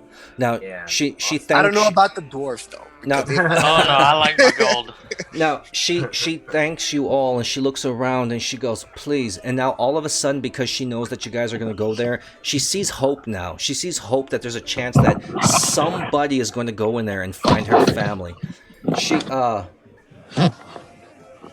She looks at all you guys and she sees, like, she's thinking to herself, like, these guys look strong, they look powerful, they could probably pull it off. Maybe they can go into the Sunless Citadel and come back alive. Maybe they can come back with my children, my son and my daughter. So she looks at you all and she goes, whatever you need, gather them from my shop, free of charge. And she tells you to go ahead and grab what you think you need to go on to this journey. Alright. Huh. That's cool. So, what are we going to need here, fellas? All right, you guys need to discuss this, and this is very important. This is a general store. But this is what supplies the entire town. It's a town of 900, plus people. It supplies everybody with everything. Now, question, Johnny. Did this place have? I don't know if my guy has armor. Do they sell armor in the general store, or it's not? No. There's no armor. There's no weapons. It's a general store. It's food, provisions. What you would need to get some provisions, some food provisions for. Yes. You need those. A couple days. A lot of water skins. You need water skins. You need food. You need what else you might think? You might need rope. It's a general store. But yes, there's no weapons. There's no armor. You're not gonna find that here. All right. But I say take advantage of being in the general store. You guys discuss amongst one another. Tell me what kind of items you think you might need to have. Well, we definitely need water skins, and a few of us could possibly use some torches. What else, fellas? Yeah, that's pretty good actually. What about some kind of anchor in case we get into a cave that we may need to climb? Right. For the rope. Rope, yeah. So climbing gear. Okay, you need climbing gear. 50 foot of hempen rope. That's true. That's good. So What do you call those little hooks that when you climb in, you hook up on the wall? Carambines? Yeah, exactly. Yeah. Does she have those? She has those. Okay, we should get that. You guys, somebody needs to write this all down onto your sheet. Okay. So should we divide up the items? Like, I'll take rope, Killgrave take something. Yeah, you guys discuss this because that. you don't want to be weighed down with too much. So yeah, you guys should evenly distribute it. I'm only toting 29.4 pounds, so I can accommodate a bit. Gotcha. One moment, guys. I'll be right back. Sure. But you guys discuss and talk about what you need, and I'm going to make a dungeon master moves here. You need tools to disarm traps. Okay. See. All right. All right. Whoa. I currently carry 50 foot of hempen rope on me. I do have rope. All right. You guys discuss. I'll be back. I have one water skin with 4 pounds of water and 3 days of rations. All right. So I'm gonna amp myself. I'm gonna need 4 water skins. I am a fish. I'm gonna not be drinking this, but just splashing on my face. Right. I have no water or rations. Me either. I have a holy water pouch, but I should probably get regular drinking water. Can I drink that? Yeah, sure. I will. You can drink some, and I'll bless you upon your head. I'll Harambe christen you. It is hot, so I suggest we double our water skin. Yes. Let's see. And then he said, disarming traps. I haven't the slightest clue, for I'm not a rogue. What kind of items would we need to disarm traps? Let's see. And A what is lockpicks? Lockpicks, okay. Let's see. And what skill would that fall under? Survival, sleight of hand? I think it's sleight of hand. Oh, damn. Yeah, I only got a 1 on that, so. Okay, here's what's in the thieves pack. Oh, okay. It comes with a small file, Okay. a set of lockpicks, a small mirror mounted on a metal handle, a set of narrow-bladed scissors, and a pair of pliers. Interesting. That seems correct. I recommend whoever has the highest dexterity carry those items. I only have 1 dex. I'm at 14, and I want a 2. And a 2, okay. I could probably carry some of the tools. I got a dex of 17. I get +3. Oh, wow. Okay, so I think you should be the one to, Solga should be one to carry those tools, unless Mike has a higher, Let's see. Dex? yeah, because Solga has 17. No, I'm only 11 on Dex. Okay. Yeah. So I guess it will fall under me. Yes, to disable traps and whatnot. So what is this? A thieves kit? Yes. Yeah. So, and what was it again? You said the files, scissors, lockpicks, and lockpicks. It's called an adventuring gear. It's thieves' tools. So it's a small file, a set of lockpicks, a small mirror mounted on a metal handle, a set of narrow-bladed scissors, and a pair of pliers. And its weight is 1. Can you send me a link to where that stuff is? So I can write it down. I'm looking for it. I can't find it. Hold on. Of course, I just closed it down. I'll find it.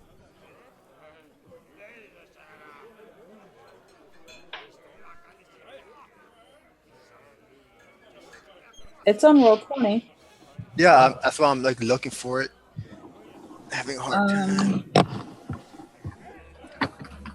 Let's see. I don't.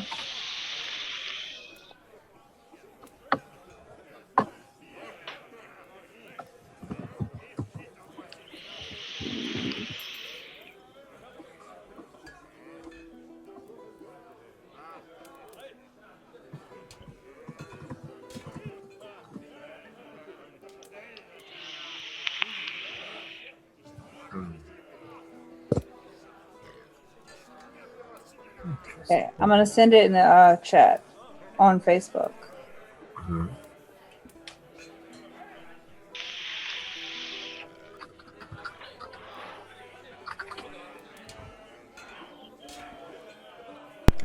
Okay, guys, I'm back. Did it go through to you, Ross? I see it. I see it. Thank you. Yeah. Thieves tool. Yes, this is a thieves tool. Okay. So, where we left off, I'm sorry. The damn dog. I had to take care of the dog real quick. Alright, so you guys are in the inn, and you guys are at the general store, and you guys gathered your tools, right? Yes. And what did you guys gather exactly? You've got... We doubled our weight in water skins. I had 50-foot hempen rope. And we got a thieves kit. Gotcha. Does she have acid? Does she have acid? No, she does not have acid. Okay, no acid. No, she does not. Now, she tells you guys, though, before you go, there may be, it probably wouldn't, it would be to your best interest to travel at night because of the heat. It's hot. Nobody is traveling during the day. You're not gonna want to make that 7-mile march in the daytime in this heat. It makes sense. So you guys now, it's approaching sunset. So she recommends to you guys that you head to the inn, get some rooms, pass out, and she said it should be a 2.5 hour, 3 hour top max trek for that 7 miles to the Citadel. So she recommends you guys go and get at least a few hours rest before you do head out. Sounds good. We could head back to the inn, get our rooms. Yeah. But she says you will, with this heat, you and the armor you're wearing and the gear that you're carrying, you will drop dead before you even make it there. Gotcha. And it's just people just haven't experienced this heat before. Does she have any towels that we could place cool water to try to... Towels? Yes, cloth. Right. Towels. Cloth. Yes, she does. She tells you that she does have that, and it's one of those commodities that people in town do need, and she provides you with them. Okay. And do we need torches? I wanted to get a bullseye lantern. A lantern. Okay. Yeah, bullseye. One that shoots. She told you guys you're welcome to whatever she has. She does have lanterns. Does she have a bullseye one? I'm not sure exactly what that is specifically. It shoots bullseye lantern casts bright light in a 60-foot cone that way, and dim light for an additional 60 feet. Once lit, it burns for 6 hours on a flask of 1 pint of oil. Oil, yeah. Okay, she does have that, and she has all the oils. Okay, so I'm gonna get some oils. Because I'm gonna be blind. Okay. Yeah, I just with the rope, I don't know if we would have to include grappling hook and all. Maybe the hemp rope, 50-foot rope is enough just to say we have that. And I don't know, is that enough to say that we have the essential gear to climb or rappel down rock cliffs, rock faces? Should we bring a second rope just in case? That makes sense. Yeah. I could do that also. Okay, because I have 50 feet. Right. Is So that you enough? carry 50. All right. That'd that be sounds 100. good. Should we... Grappling hook would be nice, right? Yeah, I got that. And the little, whatever you call it, thing that gets stuck in the wall. Vines. Those- Yeah. Yes, yes, exactly. So keep in mind, everybody knows of the Sunless Citadel, and everybody they don't know specifics, but again, the Sunless Citadel was originally built by this clan that worshipped a dragon.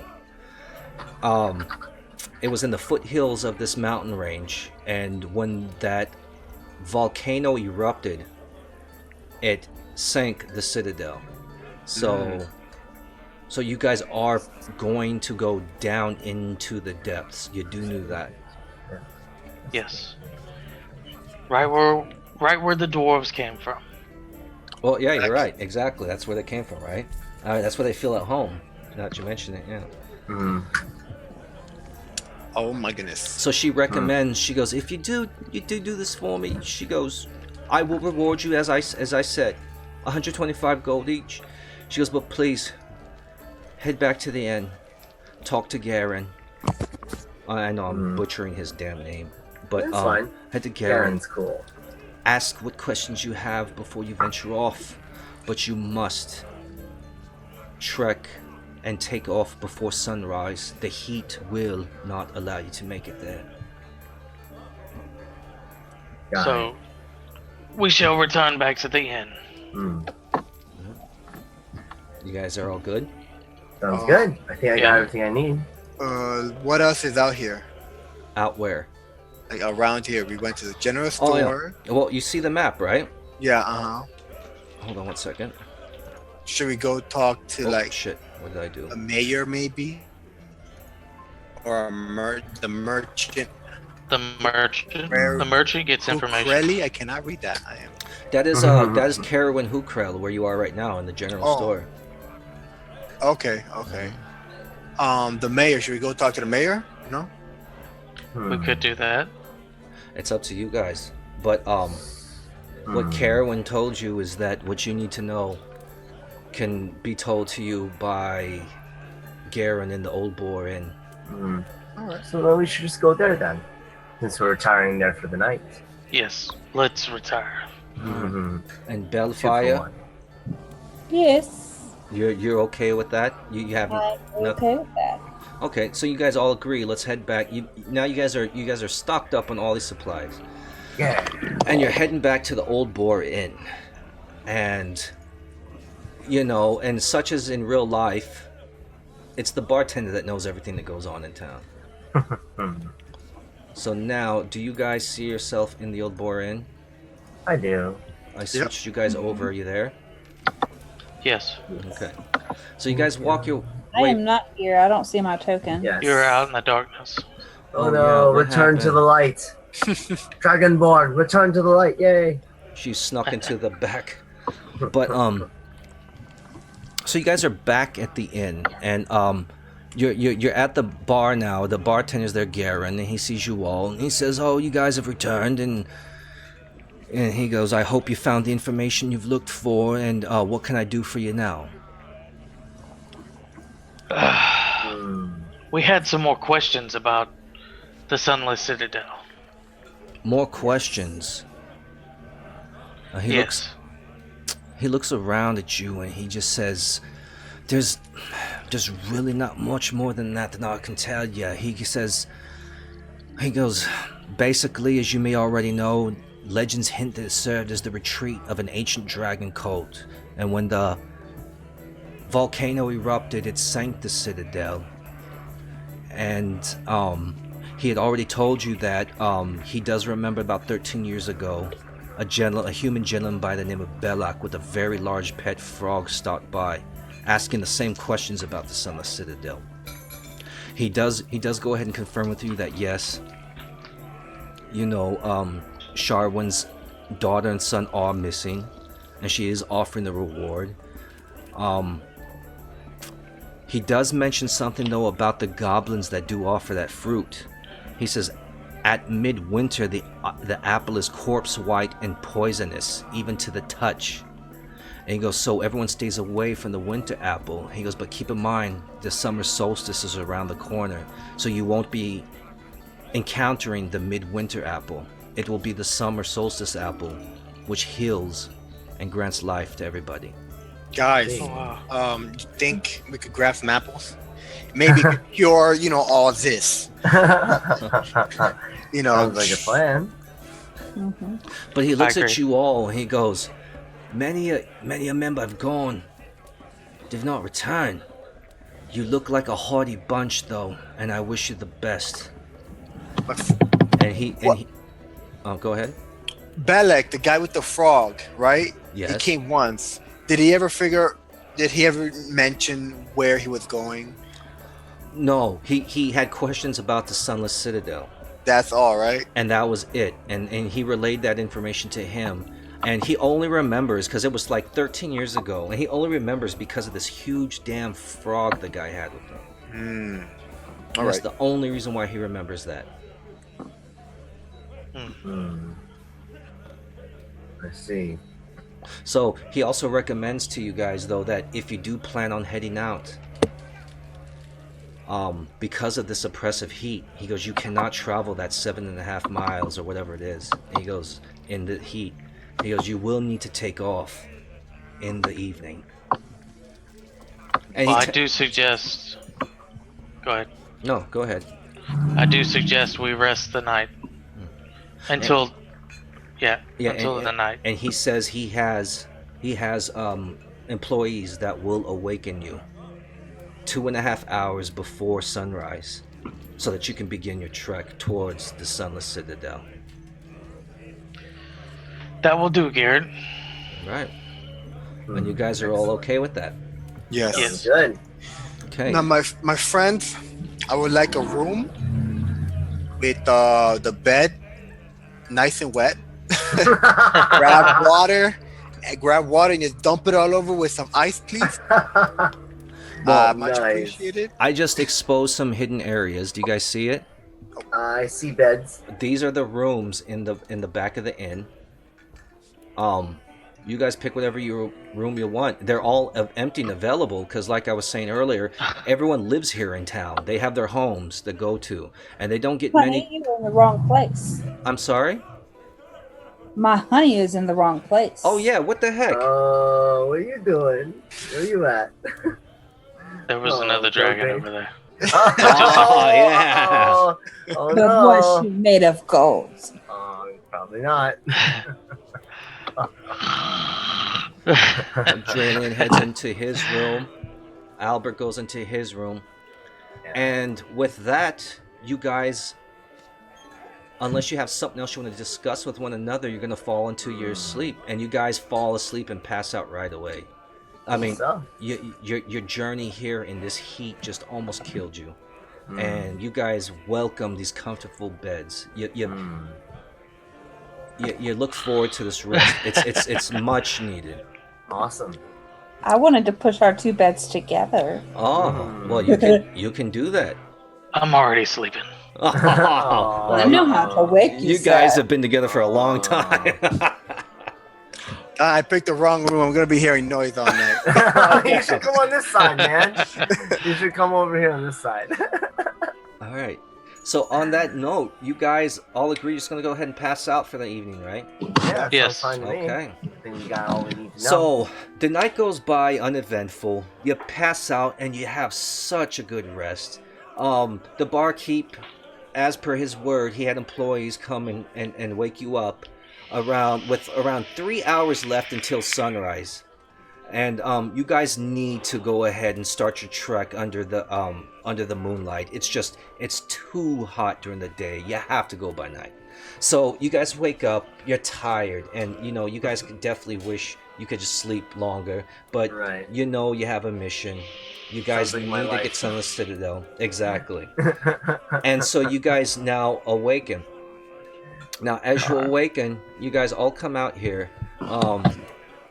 You notice that there's nobody else around. You don't see the barkeep any longer. You guys have rations. You guys have food. So all that's left right now, really, is you guys need to go ahead and head on out.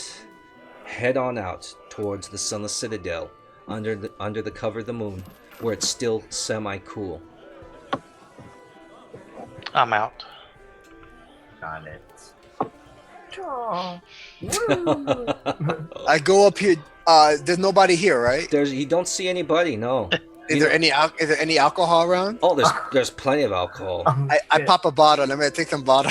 Oh no! Don't be a thief. It's okay. Don't It's be okay. a We're not thief. stealing. We're taking just in case. No pay them back. Well, there's nobody around. No one's gonna see. Everyone's passed out. The whole, as far as you're concerned, the whole town is just asleep like he normal got people enough. would be right now. So I'm gonna take a bottle of their finest stuff, Okay. and I'm out. I would Right. leave some. Well, pieces let of me gold. roll something. I'm. I left Maybe I should prints. leave some. Maybe I should leave some gold there, just to let them know, hey, we took this, but Well, it's up to you, but let me roll. okay, I don't want to stay in trouble. Okay, so you grab 4 bottles of supreme liqueur, whatever it might be. I'm afraid this will bite us in the butt in the future, but okay. Well, Albert says you're gonna leave some gold on the counter, no? Yeah, I just hope it's enough. Like, oh, those dastardly kids, those ruffians took our wine, oy vey. Well, Albert was kind enough to go ahead and leave some gold on the bar, and as far as that goes, that's that. You guys leave, and it's a full moon, and the full moon lights up everything, but it is still hot as hell. And even though it's dark, it's just hot. You know how it gets in the summertime. But Yep. but this is extra hot, even though it's night, and it's more tolerable because it's night. You are like, thank God we are leaving now, because you can't imagine being out this when the sun does come out. So with that, my adventurers, we begin our trek towards the Sunless Citadel. Hmm. Okay, now I got you guys on the map. Okay, do you guys see the overland map? Yep. Yes. Okay, so you see where Oakhurst is, Yep. right? Now you see you guys are traveling down this old road south towards the Sunless Citadel, right? All right. Okay. So that's where you guys are headed. Now around you it is summertime. It's dark, but the sun is full. You see that, you know, there's just fruit and vegetation thriving all around you. You know, it's summertime. Everything's growing and thriving. It's quiet. You hear crickets, you know, whatever other creatures are doing their thing at night. 1 second here. Yeah, so you're traveling down the old road, and you know it's going to be like 2.5, maybe 3 hours march before you reach the Sunless Citadel. But you are in the cover of the night, and you guys are very thankful that it's in the evening and not during, you know, that you guys aren't baking under the fucking sun. So now, here you guys are. Hmm. You guys should now see yourself on the old road. Do you see yourself on the old road? Yes. Okay, hold on. I gotta delete this token of Soga and bring in his new one. 1 second. Okay. Oh, where did that? So during your journey towards the Sunless Citadel, you're on the high road, and like I said, it's summertime. There's vegetation everywhere. It's hot as hell, but you know everything's thriving and growing around you. You hear the various creatures you'd expect, you know, in the nighttime. Let me get this going. 1 second.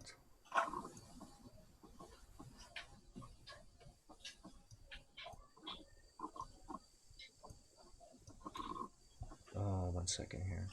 It's just who I wanted. All my life.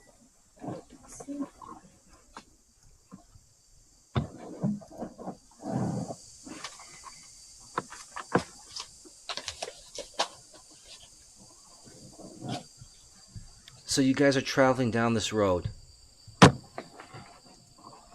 and it's a road as any other, surrounded by all this foliage. You can't see too much.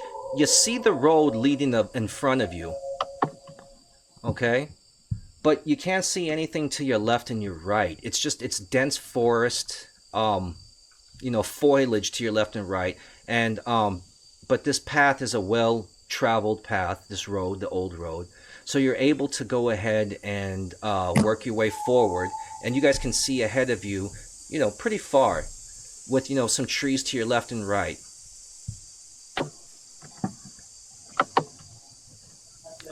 So we got 5, 10, 15, 20, 20, 30, 35, 40, 45, 50, 50, oh wait, 5, 10, 15, 20, 25, 30. So Dralian steps out ahead. This is where you guys can reach on your first turn. You guys all got 30 feet. Actually, the dwarves got 20 feet. But I'm not going to leave you behind. So you guys are just traveling along this road, and you have to keep on going. So you guys look at one another, and your nerves are at ease, and not at ease. You're very, very nervous. Everyone's nervous. You know, you're traveling this road. Right. So you guys are discussing amongst one another as you're walking down the road. What kind of conversations are going on? It's nice to be able to see in the dark. Yeah, we must be on our guard. That's right. Should I walk out with my lantern, or would I call my attention, guys? Too much attention. Well, I can tell you it's a full moon, and you don't need the lantern really. Your path ahead of you is very clear. You see the old road heading down. Okay. But to your left and right, like I said, there's just so many trees and things growing. But your path is clear ahead of you. I say we continue on a steady pace. Take a drink of water. Okay. Now remember, you guys have 30 feet movement per turn, except for the doors have 20. But let's just say everyone's at 30. Now each square represents 5 feet. Move up to where you guys want to be. Yeah, I was wondering, since Kilgrave and I have dark vision, perhaps we shall be the ones in the front. What do you guys think of that? That makes sense. Yeah, we both can see in the dark. We can see if something's coming up, unless maybe Kilgrave's in the front and I'm in the back, and I can see behind us if anything tries to sneak up on us. Do Dragonborn have dark vision? Yes. Oh, okay. So maybe you could be in the back. I'll be in the middle. Cause I like the sound of that. Yeah, why don't Kilgrave and Belfire be in the front? No problem. Yeah, Kilgrave and I don't. You should have Solga in the I front. don't got control of Solga have the highest decks and the trap tools to investigate. That's a good thing too. I think Solga was saying he can't control his character. I don't got token control. Oh, you can't control your character? Okay, let me fix that right now. I'm sorry. I can. I can do mine. Oh yeah, you're right. I don't have it. I'm sorry, Soga. Yeah. Okay. Bellfire was saying... Fix that now, my brother. Cool. Bellfire, you were saying something about whoever has the trap disablement tools should be where? In the front, because okay. you wouldn't want us to hit a trap, right? And not have the person available. Right. Okay. That makes sense. So yeah, I guess Soga is like right behind you guys, and I'll be in the back, being on the lookout. Okay. Hey, what? I think we're going the opposite way, guys. Yeah, I think we're going up. Yeah. Okay, so let's carry on forward. Yeah. And Kilgrave and Bellfire up front. I'll be in the back.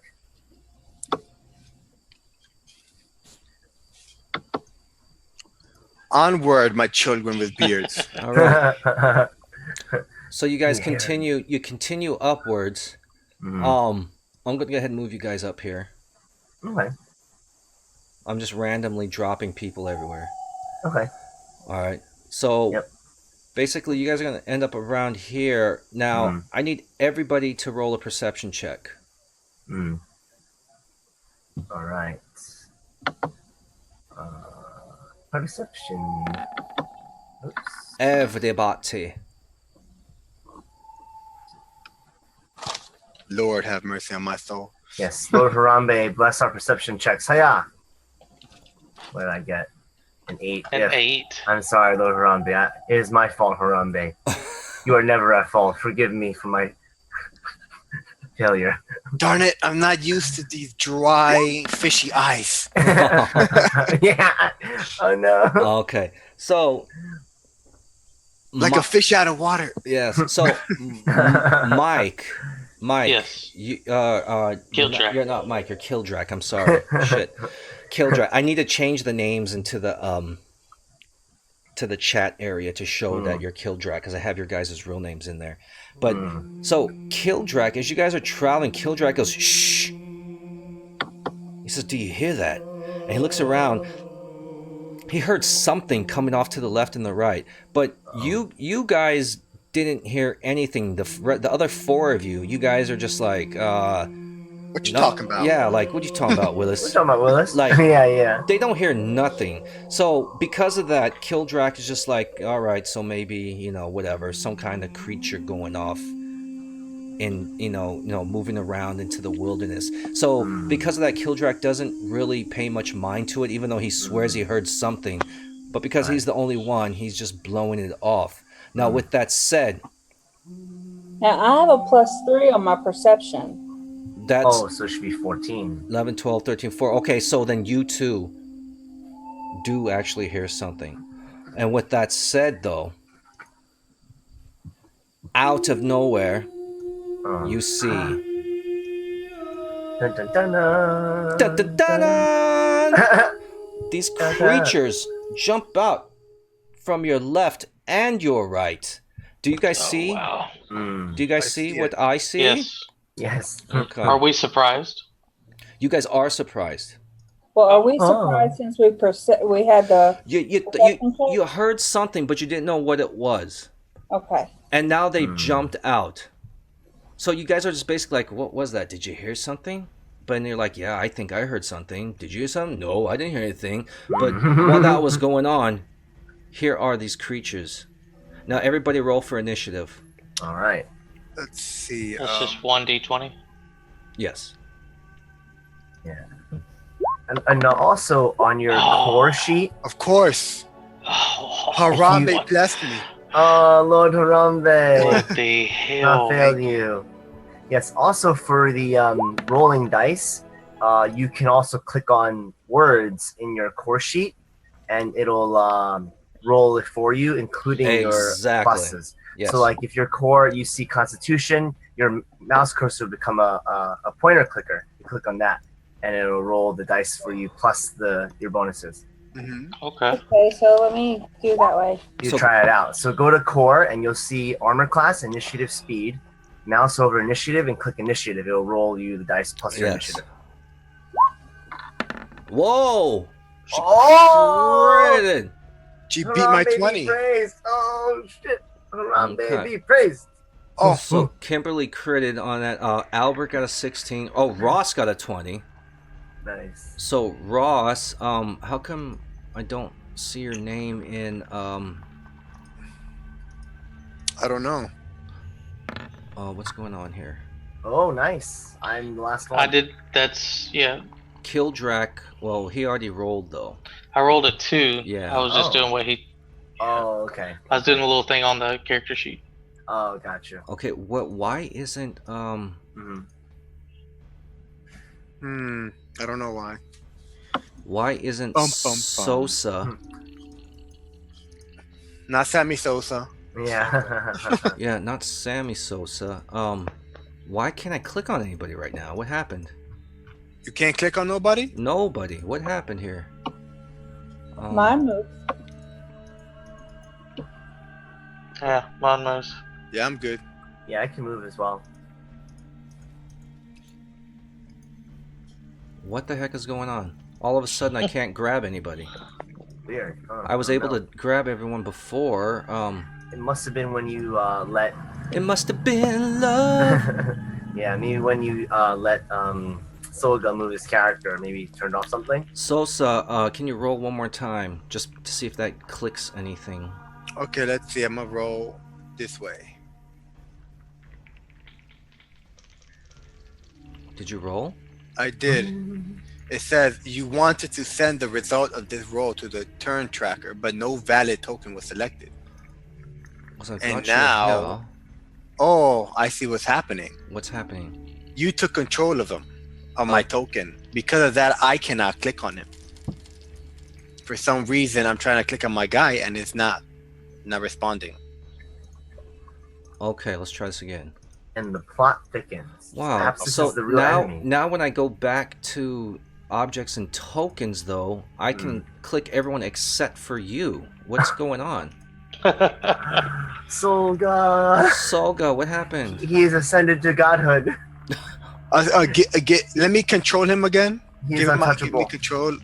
Untouchable. Well, no, you should. Yeah, you should have always had control of him. Let's try to figure this out. I can control. This is exciting. I can control everybody except for you, Soga. Okay, you What try to. happened?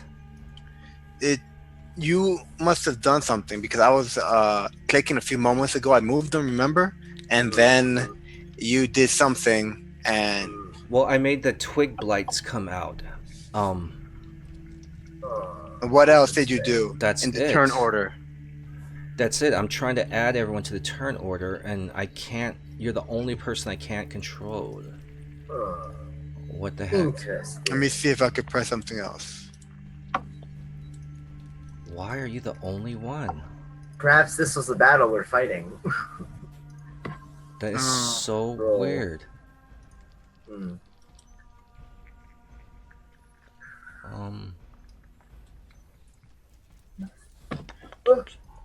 Kagebun Shinojutsu. All right, Now just there's to two of them. just to okay, let's ignore the first Soga.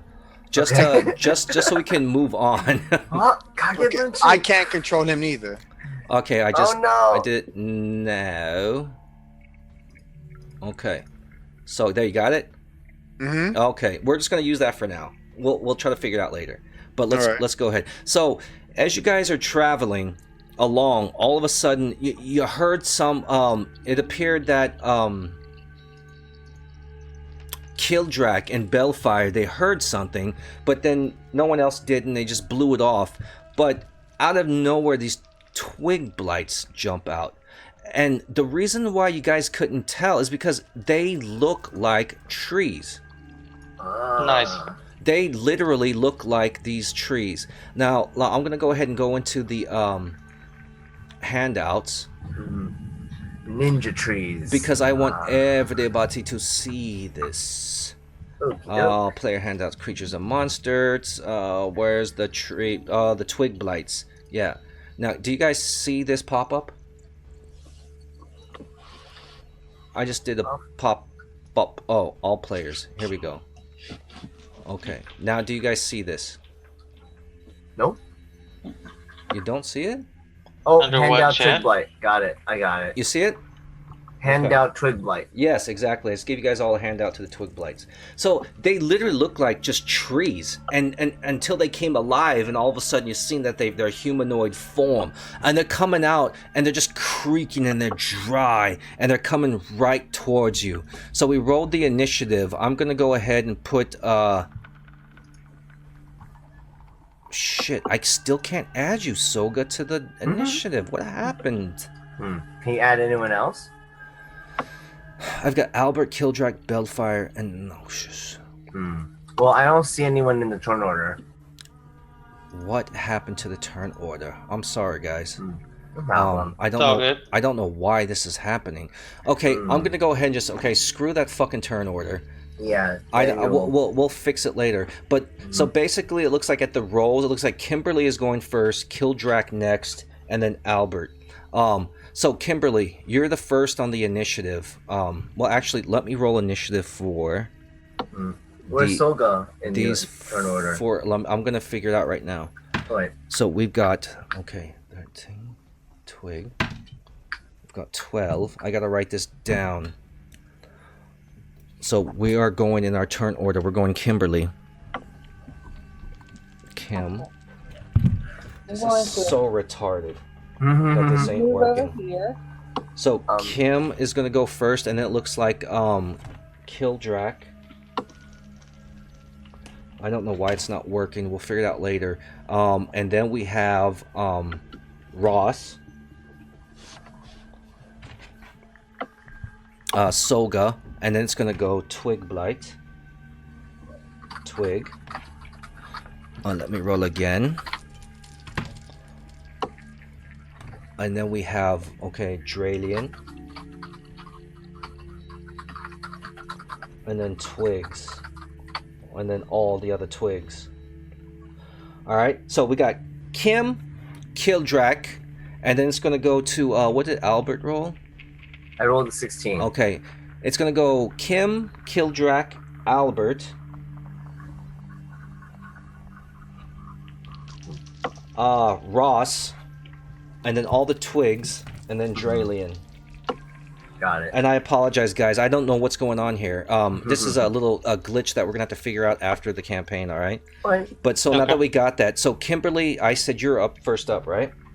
Yes. All right, Kimberly. So you were the most aware, the most perceptive for whatever reason. You see these twig blights. They're on the left. They're on the right.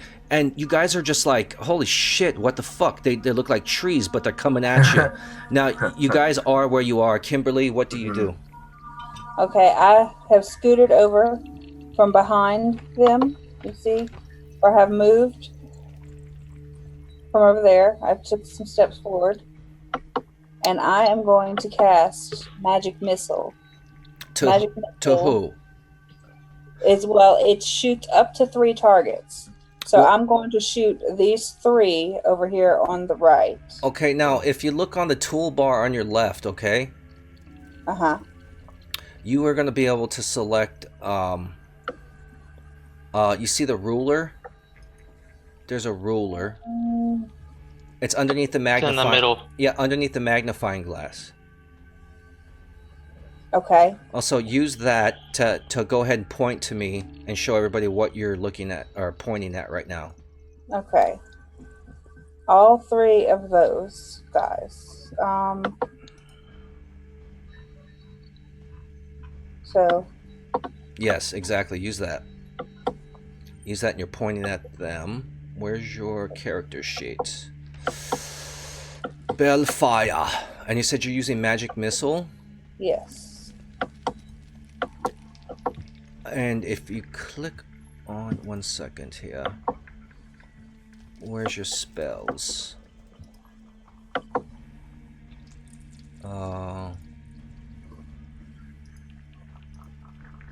They're under spells. Okay, magic missile here. Oops, sorry. Let me open it up. I need to change this to spell card real quick. Okay, and there's the spell card. So your magic missile, it says, let's read here. It says you create 3 glowing darts of magical force. Each dart hits a creature of your choice that you can see within range.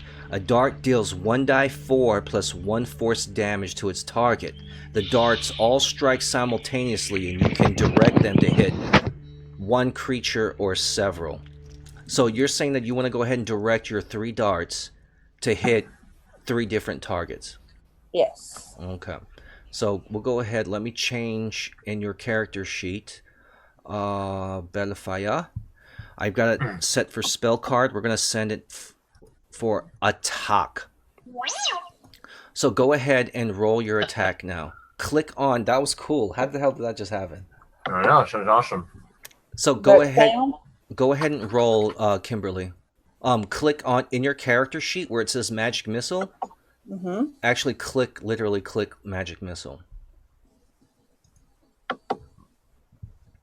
Did that do? No, a pointer should pop up like the hand. I heard something. Well, I heard something said 120 feet magic missile, but I didn't see a roll. You should be able to click on. Let's see, magic missile. Bellfire, magic missile. Let me open that up. That's under your attacks and spellcasting. Oh, it wasn't set up. Okay. All right. You guys didn't fill out your spell sheet with the damage and everything, so it doesn't input it. So what does it read? It says a dart deals 1d4 plus 1 force damage to its target. So I need to roll a die. So well, first you're gonna roll a 1d20. Okay. To see if you hit. And what did you get? Oh yeah, so you definitely hit, and you said you're gonna send a missile to each one of them, right? Yes. Okay, so it's a 1d4 now. You're gonna roll. You're gonna roll it 3 times. Hold up. So you got a 1 plus 1, so that's 2. You choose which twig blight you're hitting. Okay, I'm gonna roll the 3d4. Or did it already roll? Roll 2 of them. Okay. There you go. Oh wait, what happened? No, that was 3d4. So I needed to just roll 2.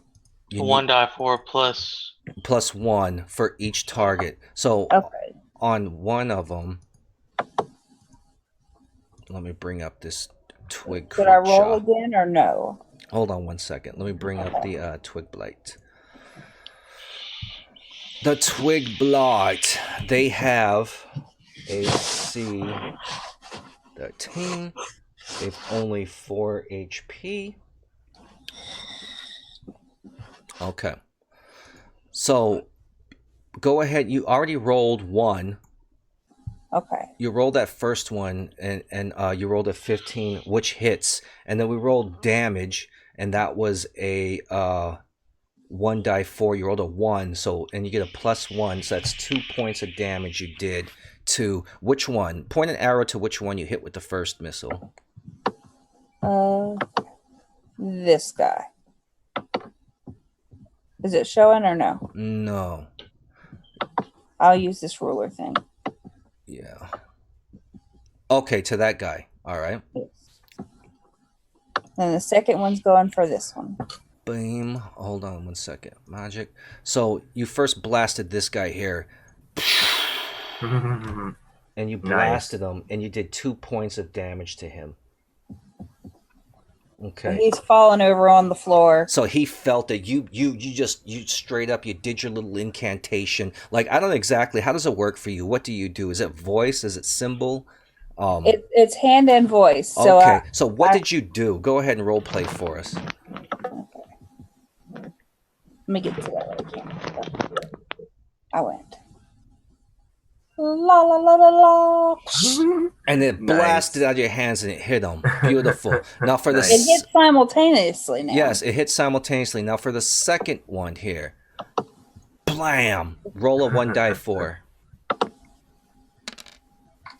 And it was a 2 plus. Oh, it was a 1 plus 1. So you did 2 damage to the second one. Okay.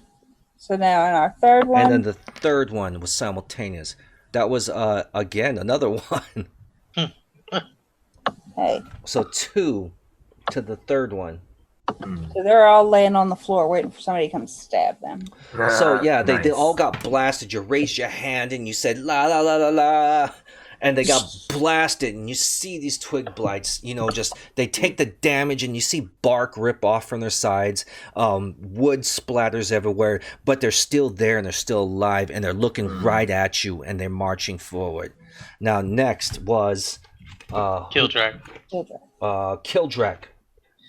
Kildrak. You are. Oops, sorry. I'm sorry. Change that. Kildrak, you are where you are. To your left, you see these 3 twig blights, but it's your turn. What do you do? I take 1 step forward between the 2. Okay. Kneeling down, grabbing the warhammer and swinging it at 180 degrees. 1 second here. Let me bring up your character. Whirlwind! Kildrak. That's awesome. I I didn't know you could do that. Fist. Badass. That's one of your attacks? No, that's just I want to swing at both of them. Wait, can you do that? Well, that's what I'm Can trying I? to say, because I think you can only attack one person at a time. Oh. Unless there's some kind of Savage. unless there's some kind of spell or action that you have that allows you to do otherwise. Because basically, you're a fighter, right? You got your Right. Proficient with the warhammer. yeah. So I think you have to pick one, unless you guys know something I don't. It'd be badass though if you could. Whirlwind! Well, yeah, but whirlwind would be Shoryuken. awesome. But I think that would be some kind of spell or feat that you learned eventually. But right now, you've got to pick a target. Okay. Got it. So I will. What do you do? I will pick this guy above me. Awesome. So To your north. Yes. And what are you doing? What are you doing exactly?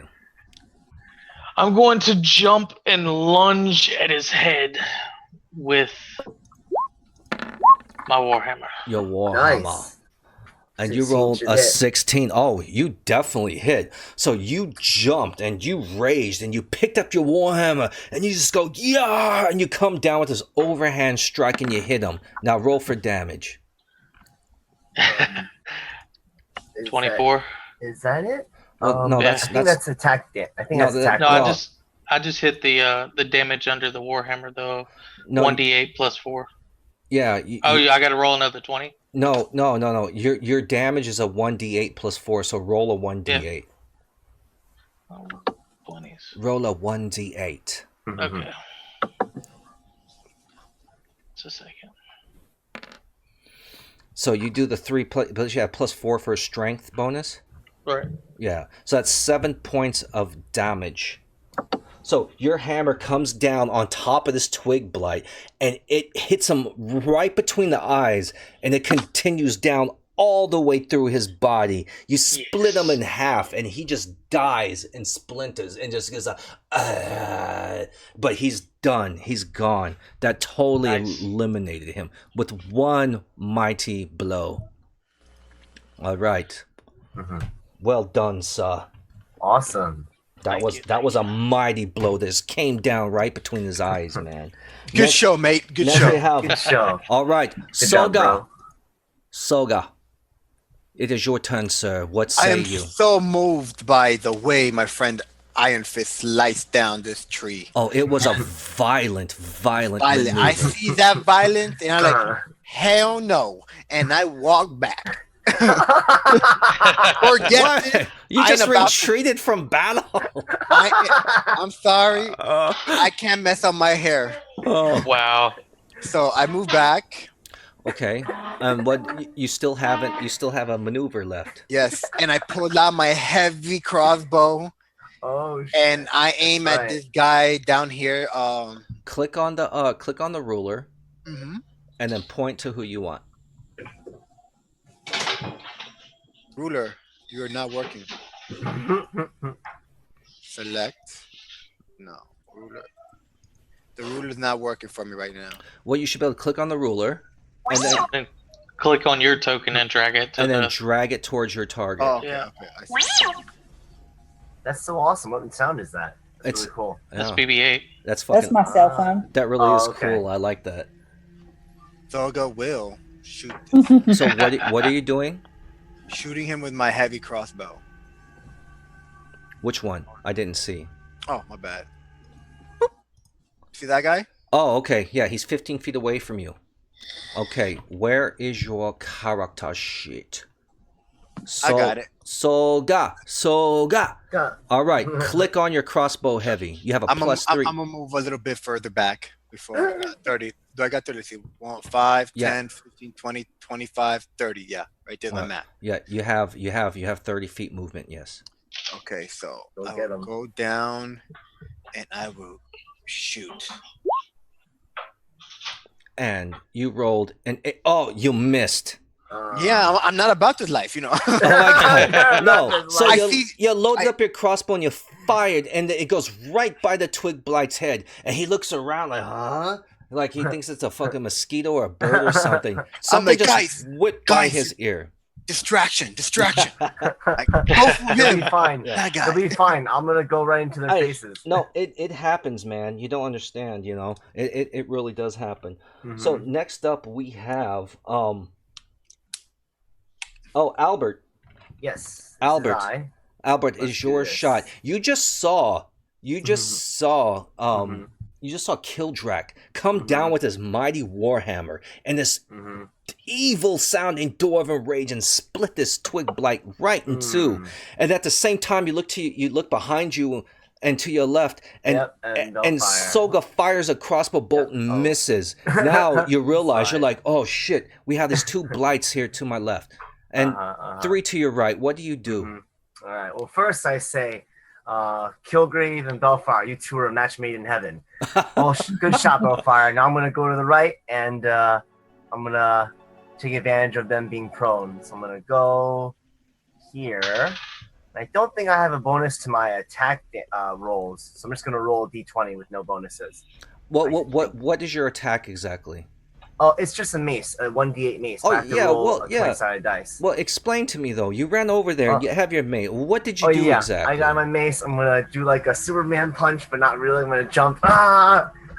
Have at Pow! you, fiend. And then draw. Lord Okay. Harambe commands compels you. Yes. Dunk. Do it. All right, Drop that hammer down, man. all right, let's see. Bam.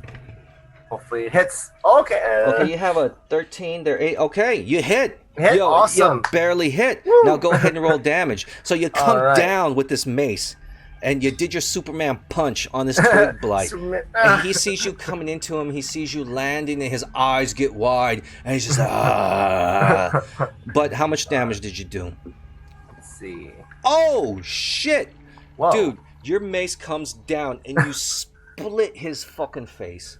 It just totally obliterated, and you did the same thing that Kildrak did. All of you guys are doing great. You just removed. Wonderful. You removed Right. his head, and you removed the face, and you hear it, and you realize that as you're doing it, and your mace is coming through, you feel like you're chopping firewood. This is just like wood. It's all it is. It's like a piece of wood that has somehow come to life, but it's so Interesting. evil.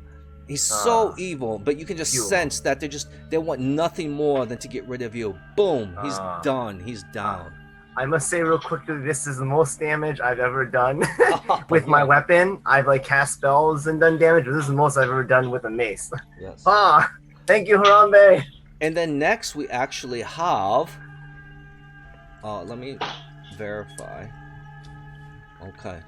Next thing you know, you see. He's been quiet thus far, but there's Dralian. He's this half elf behind you. He's this half elf, and you guys know that he has blue hair, so it tells you that he's half moon elf. He has ice blue eyes, and that confirms that he's half moon elf. His skin is palish, pinkish, purplish, but all of a sudden you see him look at one of the twig blights, and he says this incantation. He points his fist and he goes, "Cheetah!" And this purple flame bursts from his hands. Fist. And it heads over towards the character. And he misses. Oh no. So he fires this purple bluish flame. This purple bluish flame shoots out from his hand. And he tries to hit. And you see that just goes right by the twig blight. And the twig blight just sees this light go by his head and it misses. So with that said, the twig blight's turn. He takes a step. Oh, 1 sec, I'm sorry. He shoots an optic blast. Yeah. Hold on. Steps forward. And it's his turn. And he looks at this dwarf and looks down on you. And he sees the damage done by these dwarves lately. And he's fucking pissed. He's angry. Come at me, bro. He comes down on you. 1 second here. Let me find the I'm sorry. 1 moment, guys. I can't remember exactly where he is.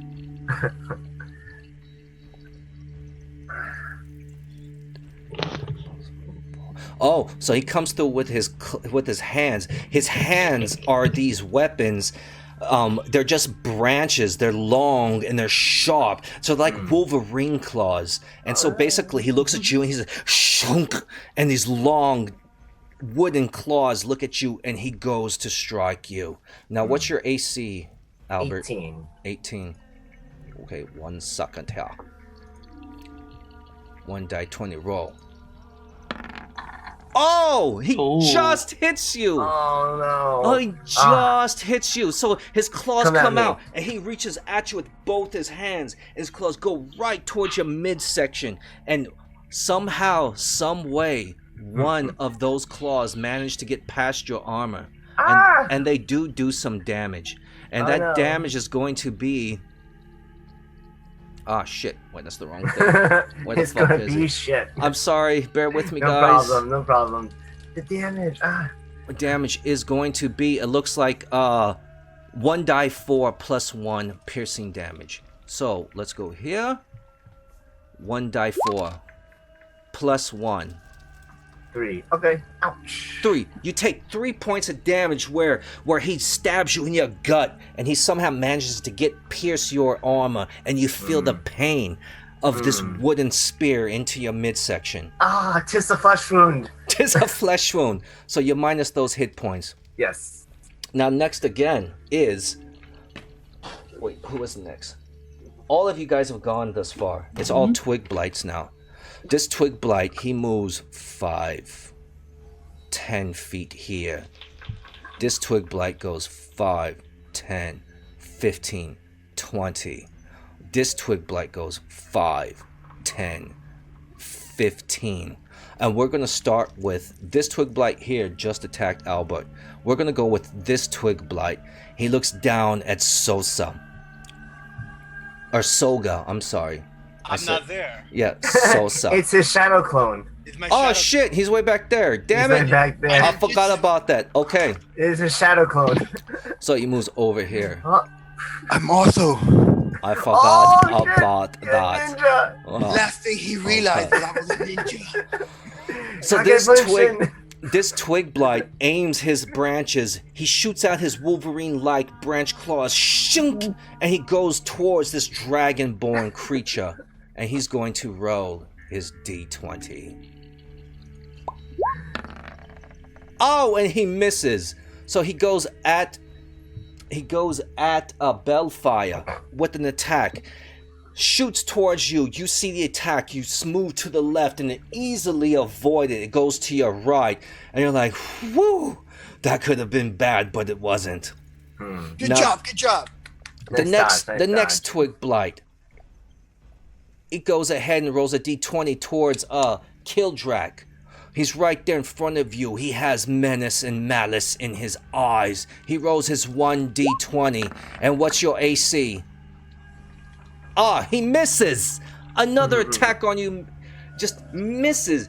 You just see him rear up and go ahead and attack you with his Wolverine-like tree claws that come through, but it totally misses. You scoot to the left or to the right and you dodge it and you see the attack go right past you. Nothing happens. The next Twig Blight comes with his next attack and he rolls because you have one right behind you. We have one extra on here. 115. What do you mean one extra? The one right. Let me see. This one right here should be dead. Yeah.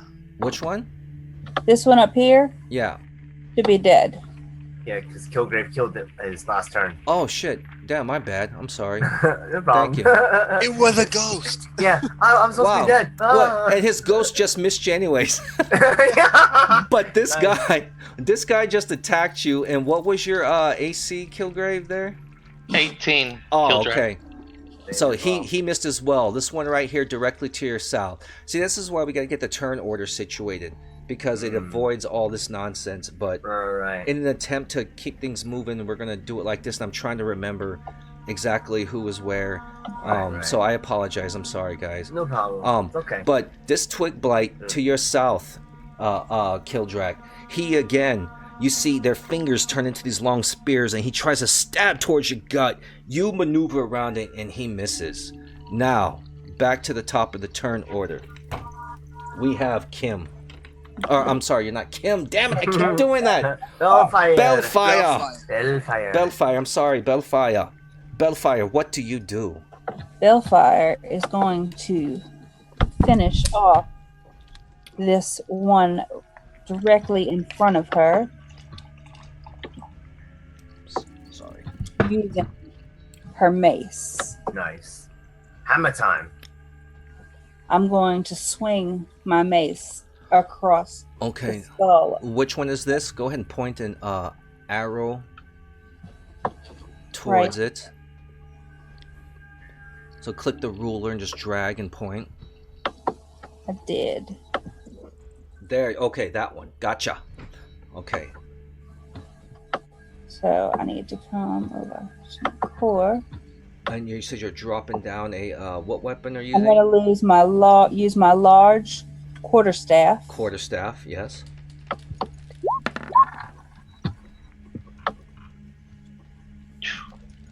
One second here. Where are we? Hold on. I'm looking at your weapons.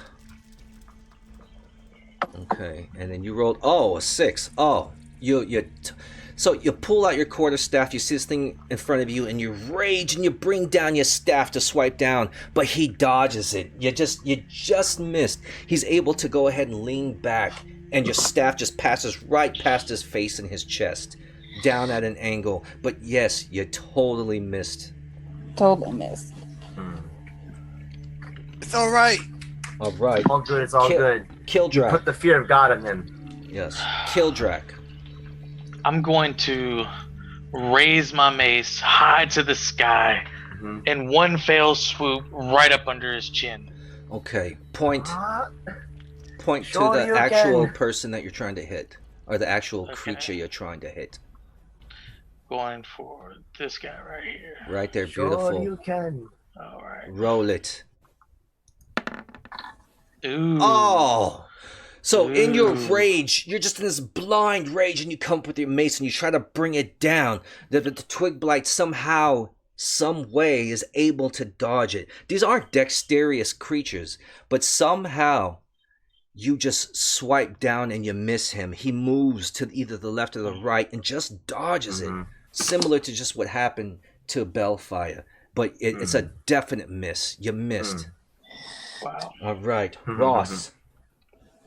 Soga. I'm sorry, Soga. I feel proud with my illusion. Soga, So- your turn. I will move over here, move over to the side a little to get a better shot at this guy right here. Mhm. Okay, that one right there. Shoot. What are you shooting? I pump up my crossbow Uh-huh. and I go for it. And I want to know another one. Do it. Let loose. I am about to- Another Wow. miss. Another miss? Another miss. Yes, that is a miss. Damn. You just missed. So this bolt goes by this twig blight's head, Got it. and he just swats at it, thinking like it's a mosquito or a fly or something just went by. And he looks down to where it came from, and he sees you. So Okay, so to finish up my movement, I'll go 5, 10, 15. I don't know, 5, 10, 15. I guess 15 will be here, right? okay, Right? yes, that'll work. Yeah, I'll give that to you. That's fine. And I'm like, oh, I saw that face. All right. So he looks at you. I'm out. I ain't about that life. It's like, what the hell did you just shoot towards me? But his eyes are on you. So now Dralian's turn. Dralian, the half-elf warlock, he sees the one that is looking at you, and he's gonna go ahead and hit him with. 1 second here. I apologize, guys. Let me bring up his character sheet. Okay. So you see him. Where is it? This dissonant whisper. Okay. You see him whisper this incantation. There's just something. It's all verbal, and he says, "Jidok naranyu aridang jintan," and this green smoke, fog, like you don't know what it is. It's like, but it's green. It's like a smoke, a fog, shoots towards him, and he rolls. Oh God! So this poison spray shoots out from Dralian's hand, and it blasts this twig blight right in the face. Now he needs to make a specific saving throw. What was that saving throw here for that?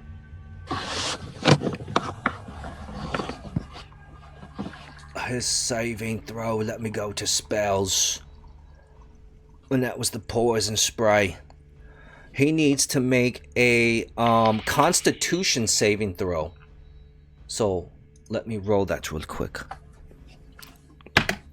Oh, he critically fails that saving throw. He is dead. So let me go ahead and roll the damage on that. Yeah, he failed it so bad, like he basically just said, "Oh, come here, put it right in my face and let me inhale this poison." Oh my God, money shot right here. Yeah, he basically just grabbed the palm of my hand and just put it in his mouth and inhaled the poison. Said, do it, baby. Yes. Oh yeah, he's like Randy Macho Man Savage right now, sucking in the poison.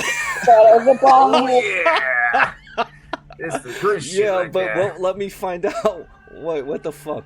Where is my character sheet? That's funny. What was the damage on that again, though? It was 1 die 12. Okay, 1 die 12. That's a lot of DiMaggio. 1 die 12. Yeah, I'll probably take more damage since he failed. And what was as well, it? Right? 5 damage. So he takes 5 damage. So this poison hits his face. He sucks it up. He looks. He chokes. His eyes gets big, and he's and he just plummets to his death. Nice. He just drops dead. One less twig blight. Now. Yeah. Yes. Oh yeah. So now we're gonna go ahead and go back here. This twig blight here, in front of Bellfire. He goes I think you skipped ahead. me. Oh, Johnny. Albert, I'm I sorry. think you skipped me this whole Oh yeah, round. no, this is your turn. You're right. I'm sorry. No problem. It's okay. It's okay. I'm so sorry. No, it's okay. It's okay, Johnny. No worries. Lord Harambe forgives you. Lord Harambe forgives all. Yeah, you were yes. supposed to go after Kildrak. I'm sorry. Yeah. I'm no, so it's sorry. okay. God All damn good, it. all good. It was a good moment. I like that. So basically, I Oh. say, so someone did die from marijuana inhalation. All right. In any event, all right. I'm gonna look at this dude right here and be like, "Victory soon shall be ours." Hey-ya! And then let's see. What do roll you? that What, D- what? You're just dropping your mace down on him. Yeah, drop it like it's hot. Boom. Oh yeah. Oh, okay. Oh. And it wasn't hot. Albert. Instead of dropping something So hot, you I go- dropped a you- cold, hard piece of like like dried shit, and it just went on Albert. the floor. And they're just looking at it like, oh, that's a nice cold hard piece of shit right there. So Albert, you go ahead and turn it on, baby. The light. It's like it wasn't hot; it was cold as fuck. So Albert, you pick up your mace and you bring it down. You just It just hits the floor. he just does his little shiv to the right and just watches as your blow comes past them. It's Boom. like you just totally missed. Ugh, It was that totally was cold. That was cold ice hard shit, not hot shit. But you know, you looked so fierce, but you just missed. You know, it happens. Yep. So now we have Next this twig blight. And it's looking down. I don't even think it's a he or a she. time. It's looking down at Bellfire. Well, where's the dice? It's going to go ahead and try to attack Bellfire. Just stab with its piercing long Wolverine fingers. But the thing is, it's not adamantium. It's just wood. Thank goodness. Yes. And... oh, it's a crit! What? Oh, no! It rolls a critical hit on you. Yeah. Holy Hello, darkness, my old friend. crap. Yeah, it's okay. Hello, Don't worry, I'm a darkness, healer. my old friend. I'm a healer. That You're was good. awesome, Soga. Hello, darkness, my old friend. Fear not. It's gonna be double, right? Mm-hmm. Yeah, double. Oh God, I'm so sorry. And this is a +1. You're getting stabbed in the guts. And what was it? It was a 2, so that's a +1, 3. You take 6 hit points of damage. Could be worse. Poor Bellfire. These fingers reach into your guts, and you've got these wooden piercings in your intestines. The pain is just like extreme, and you're just hurting. Well, that's a splinter. Yeah. No. And now the second one, the second twig blight here. Actually, Come at me, bro. I've got to what was your starting hit points? My max is 8. My current, like, does you use your current or you use your max? What's your well, they're both the same because you started off at totally healthy, right? Right, so it should be 8. Okay, so you started off at 8 and you just took 6. 6? Oh my god. So you Don't got worry, I'll 2. heal you later. I'll heal you. Oh my god. Okay, you got 2 I left. got your back. So now this twig blight is focusing now on the nearest target, which is this Me. Come at dwarven me, bro. cleric with Come a at me, bro. gorilla on his shield. Yeah. You hit me last time. You think you hit me again? Let's go. What's your AC, Albert? 18. 18. Oh god. Let's see. He's not gonna hit you. I ain't that great in math. With 3 out of 20 chances. He misses That's bad. right. You easily dodge him. Easily, no problem. That was like just a piece of cake. And now this third twig blight towards Kildrak. He's looking at Kildrak, and all of a sudden he points his fingers up and he goes, shing! And then he goes into stab right towards your chest. Are the trees going now? Yeah. Because you skipped me. Miss. Oh What was shit. the trees and What then happened? you, I And think. yeah. I'm always the last one of us that starts the trees. What? Yeah. You're gonna go next. Okay. Okay, so the tree misses you, Kildrak. You see him, his fingers went shoom, and he had his big claws, these big wooden claws. He went to go stab you. You just maneuvered and pushed his hand out the way. And with that said, Ross, Soga, it is your turn. All right. There are 3 twig blights left, and you just watch them attack all your allies. And Bellfire was the only one that took severe damage. You just saw her just get impaled into her Okay. gut. So let me see. What I'm gonna do is 5, 10, 15. Gonna go here. 20. Okay. Right. I'm like, man, you can't go down now. We just started this. Yes, exactly. So I go like, okay, crossbow, one more shot. Let's go. At which one? At the one I was attacking Bellfire, Oh, okay. which I missed. Oh God, you missed. You rolled a Oh, no. 6. Come on. No, this crossbow. So yeah, you load your crossbow and you're just like, pew, and it just totally you missed your target. It happens. I literally go like one of the guys. I ain't about this life. Ain't about this life. So you missed. Man. Now we're at the back of the top of the Kim. Bellfire is I'm going sorry. to swing Bellfire. again. Yes, Bellfire. It is your turn. You're bleeding. You've been impaled in the stomach. Your gut is bleeding. You're in pain, but you're still quite alive and still quite in the mix. What do you do? I'm going to swing again with my quarterstaff. And you're pointing at that gentleman. Okay. Do it. Take this fool out. Make him pay for what he just did to you. Yes.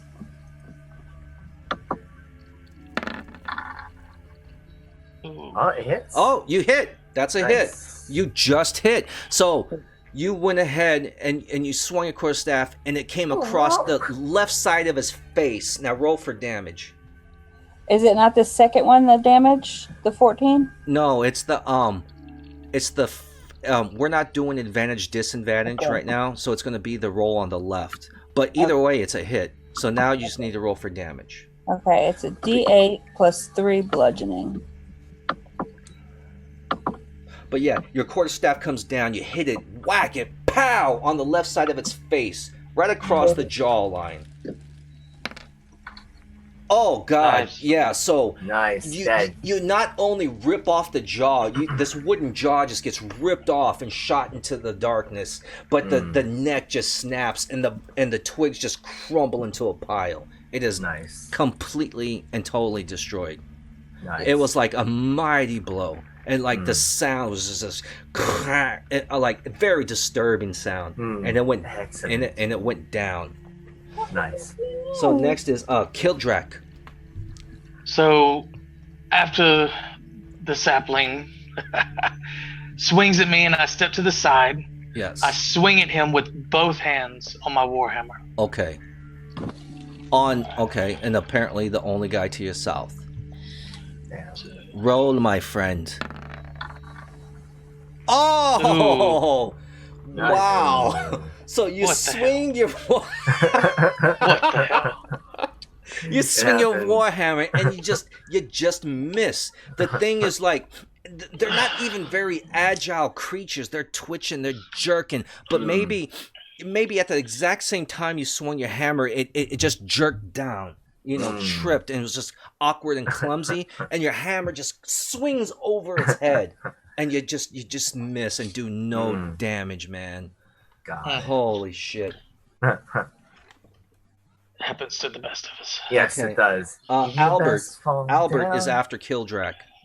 Yes, yes. All right, cool. So I could go at this guy right here, but I noticed my ally is wounded, and I can also heal her instead of making an attack on this dude, this fool. You could. Yes. So do you think I guess I'll ask Bellfire. I don't know. Yes, yeah, Bellfire. Do you think I shall attack this fool or take my turn to heal you? I don't know. I think you should probably heal me because he's only got 2 life. There's 5 of us, 2 of them. That's fair. And probably Jillian can take out this guy for us. All right. Let me look at my spells real quick. I got a little healing spell. See, this is why we have to have a cleric. Healing word. Well, something small, something light. So 1d4 plus my spellcasting ability modifier, which is 2, I believe. Proficient bonus. I think. So yeah. I'm gonna let me do this. Spell card. Well, hold on, Albert. You yeah? gotta do your whole healing word ritual. Oh, that's right. Yes. So I thought you gotta role play it. What do you do? Yes. What does it sound like? What does it look like? Show everybody. I raise my hands to the sky. I said, Lord Harambe, please heal my ally. May she not fall at this hour and it's time.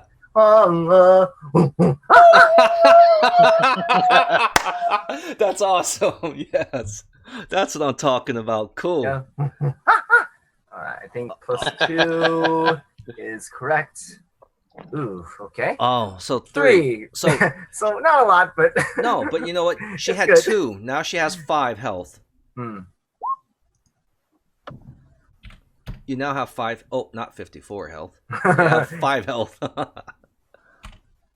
5. Okay, there you go. All right, good job. You actually sacrificed your own safety to heal a fellow member, which is what you would do as a cleric, of your alignment. Yeah, So, that's right. you know what? I'm going to grant another inspiration point for that. Woo! Friendship is magic. Yeah. I'm going to do that because you actually stuck to your alignment and your class. And yeah, man, you said, screw the danger ahead of me. Let me heal my I'll partner. take a hit. Okay. Yeah, I'll take a hit. I'm cool with that. Cool. Excellent. Now, who's next? Soga. So I'm saying Soga. maybe I'll go walk over here. Maybe I should just change, target. Yeah, get a different angle. You know what I'm saying? Different angle. I'm like looking at the crossbow. Maybe I bought a defective one. Hey, Yeah. it's within your 30-foot range, so you do what you want, man. Yeah. So I'm like, okay, another one. The first time is a charm. Pow! Oh, you missed again. Oh no! Yeah, Barely. I bought a defective crossbow. Oh no! So you go ahead and you cock bang, you fire again, and you're just like shit, and you're like, damn it. Yep. It happens. Just for some reason, Yeah. whatever reason, you just happen to miss. Okay. Yes, only by two. By two. Yeah. So now it's Dralian's turn. Dralian's gonna go ahead. And he's going to use his Eldritch Blast. Look. Yes, exactly. Cheeto! And It misses. he missed. Oh no! Bueno. So he shoots and he misses. So this flame shoots out past. 1 second. Where are we? This flame shoots out past this guy and just explodes in the tree line behind him. He misses. Now it's the Twig Blight's turn. This Twig Blight here, Albert, he looks at you. He looks down on you. And he's going to go ahead and swing down on you with his claws, his Wolverine type twig claws are going to come down on you. Oh, fail, baby. It's a critical fail. He goes and he slaps himself in the face. So he actually comes and he swings down you and he misses you so bad that the momentum carries his arm back around and he slaps himself in the face and now the Twig Blight falls on the ground and he is prone. And Excellent. And everyone's going to have a +2 on hitting him. Nice. Okay. Now the second Twig Blight, he looks at the dwarf in front of him and he does the same thing. Shing! These razor sharp, well, they're not razor sharp, they're fucking wood twigs. sharp. They're wood sharp fucking twigs. And he goes to Splinters. fucking stab Kildrak right in his fucking guts. It's fucking good. Yeah. In your fucking guts? Oh, and he misses. So Kildrak sees the attack. He parries it. He's able to swap the hands to the side, and they miss. And we go to the top of the attack order. So now, God damn it, Bellfire. Bellfire. She is going to step up 1. I don't have control of me again. Oh, you don't? Maybe I have to use the pointer. Go to your pointer. Okay. Yeah, you have to go to the pointer. Okay, there we go. Okay. And then I'm going to go for this one. Beautiful. I need to get over here again. What are you doing? Moving One here. step. Oh, there you go. Okay. So I can attack that one. What are you doing for your attack exactly? I'm going to role play for us what you're doing. I am going to take my quarterstaff Yes. and whip it around and crack it across its head. Nice. Show me your swipe. What do you do with your swipe? Well, it's a 7, so what does that mean? It means I missed. No, it says you got 23. Are you kidding me? You rolled a 23. Okay. Yeah, plus missed. 2. So I'm pulling back with it because it's 2-hand. Yeah. Just crack it across. Whack! And it's this huge. How tall are you? I'm 6'3". Oh my God! Nice. this That's a big tall, lizard. huge 6'3" Yeah. being, and she's just covered in scales. She's this lizard, and this quarterstaff and this rage, raw, pow, hits this twig blight along the side of its fucking head. And now roll for damage. The damage on that one is D8 plus 3. Nice. Oh my god. Nice. You hit this thing so damn hard with such a strong blow and do so much damage that it flies off into the tree line. And just you hear a plunk clunk and it's Nice. fucking done. It's Excellent. so dead. Now, I distracted him. Yeah, nice. Well done. Arrows. now Kildrak, your turn, my friend. I'm going to attempt another lunging jump, wielding the warhammer over my head Yes. to come down on top. And Do it, brother. let's roll for that.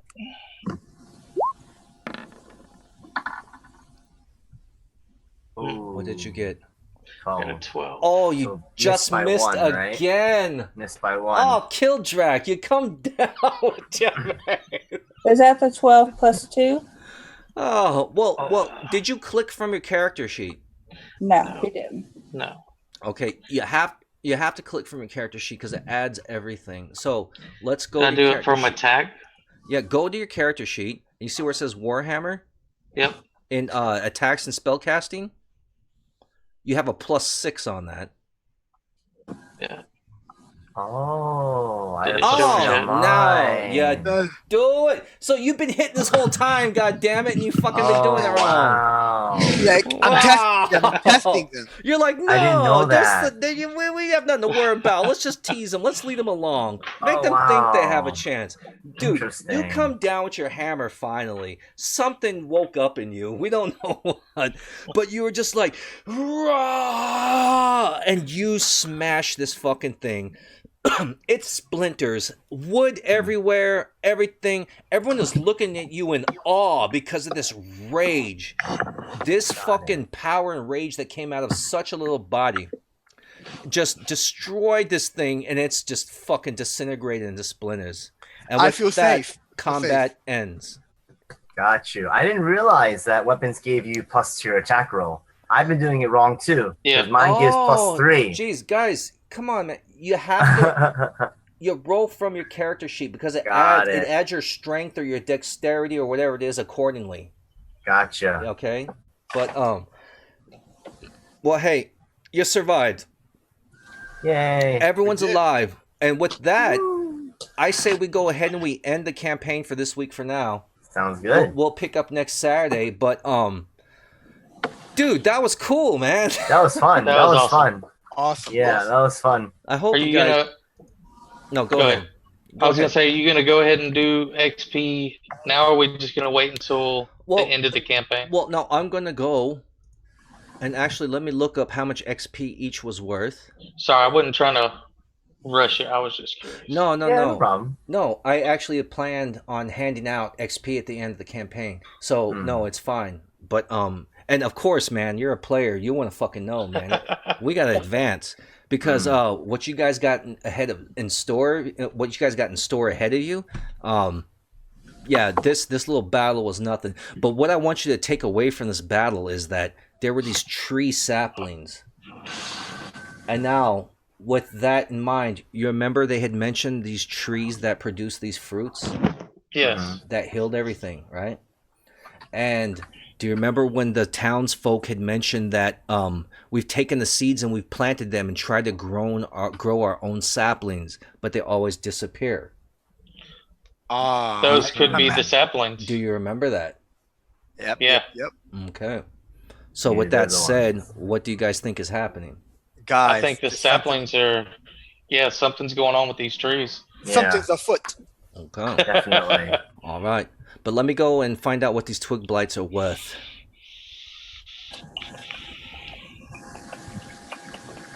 In reality, the whole time I was really missing on purpose while I was. Yeah. Nice. That sounds good. I was doing it all on purpose, you know. Nice. So we had Ross, since you're my technical advisor, you're my Tech.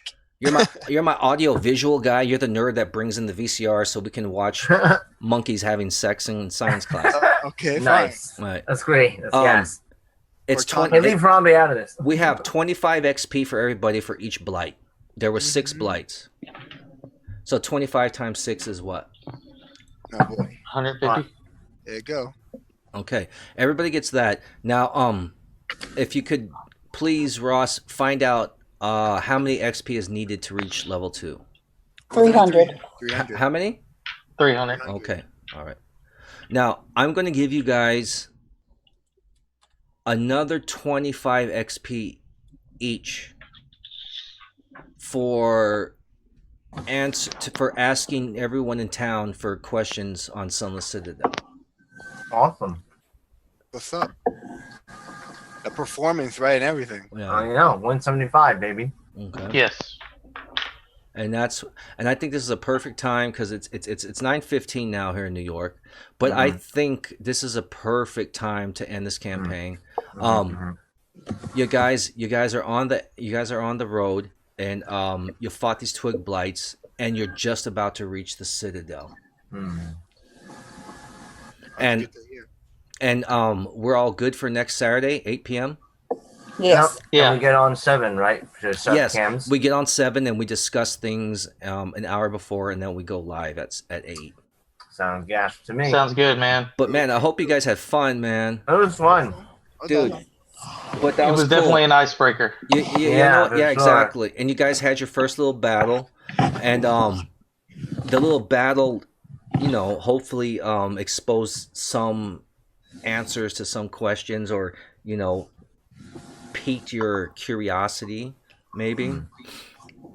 But this go ahead. I'm sorry, brother. I was gonna say I'm interested to see what happens next. Yeah. Oh yeah. Good. Yeah. Good, because there's a lot that's happening next. So far, you guys, we're in town. We've we've determined why we're all here. You guys are all here for a specific reason. You guys did your job to go ahead and find out answers on what's going on with Sunless Citadel, and now you're on your way. So we'll pick up where we left off next week, and next week you guys will be in the Sunless Citadel. I hope you're ready. Nice. Ooh, nice. I hope you're ready. But I think we're off to a great start. Definitely. All right, man. But if you guys want to hang out for a while and we can chat after the stream, we can do that. Definitely, dude. Okay, so I'm going to end the stream now, and then let's hang out for a bit and just discuss things. Are we cool with Sounds that? good. All right, cool. Roll initiative. Yes! Thank you for joining the Roll Initiative crew. Stay tuned next week. Episode 2 of the Sunless Citadel. That was fun, man. Thanks, Will we guys. survive? Oh my Will we god. figure out what happened to the people? Well, I don't Find know. out next time. The way you On guys, Dragon Ball Z. the way you guys keep missing, no one's gonna survive for very fucking long. All right, guys. Good night. Peace out. Peace out, man. Later.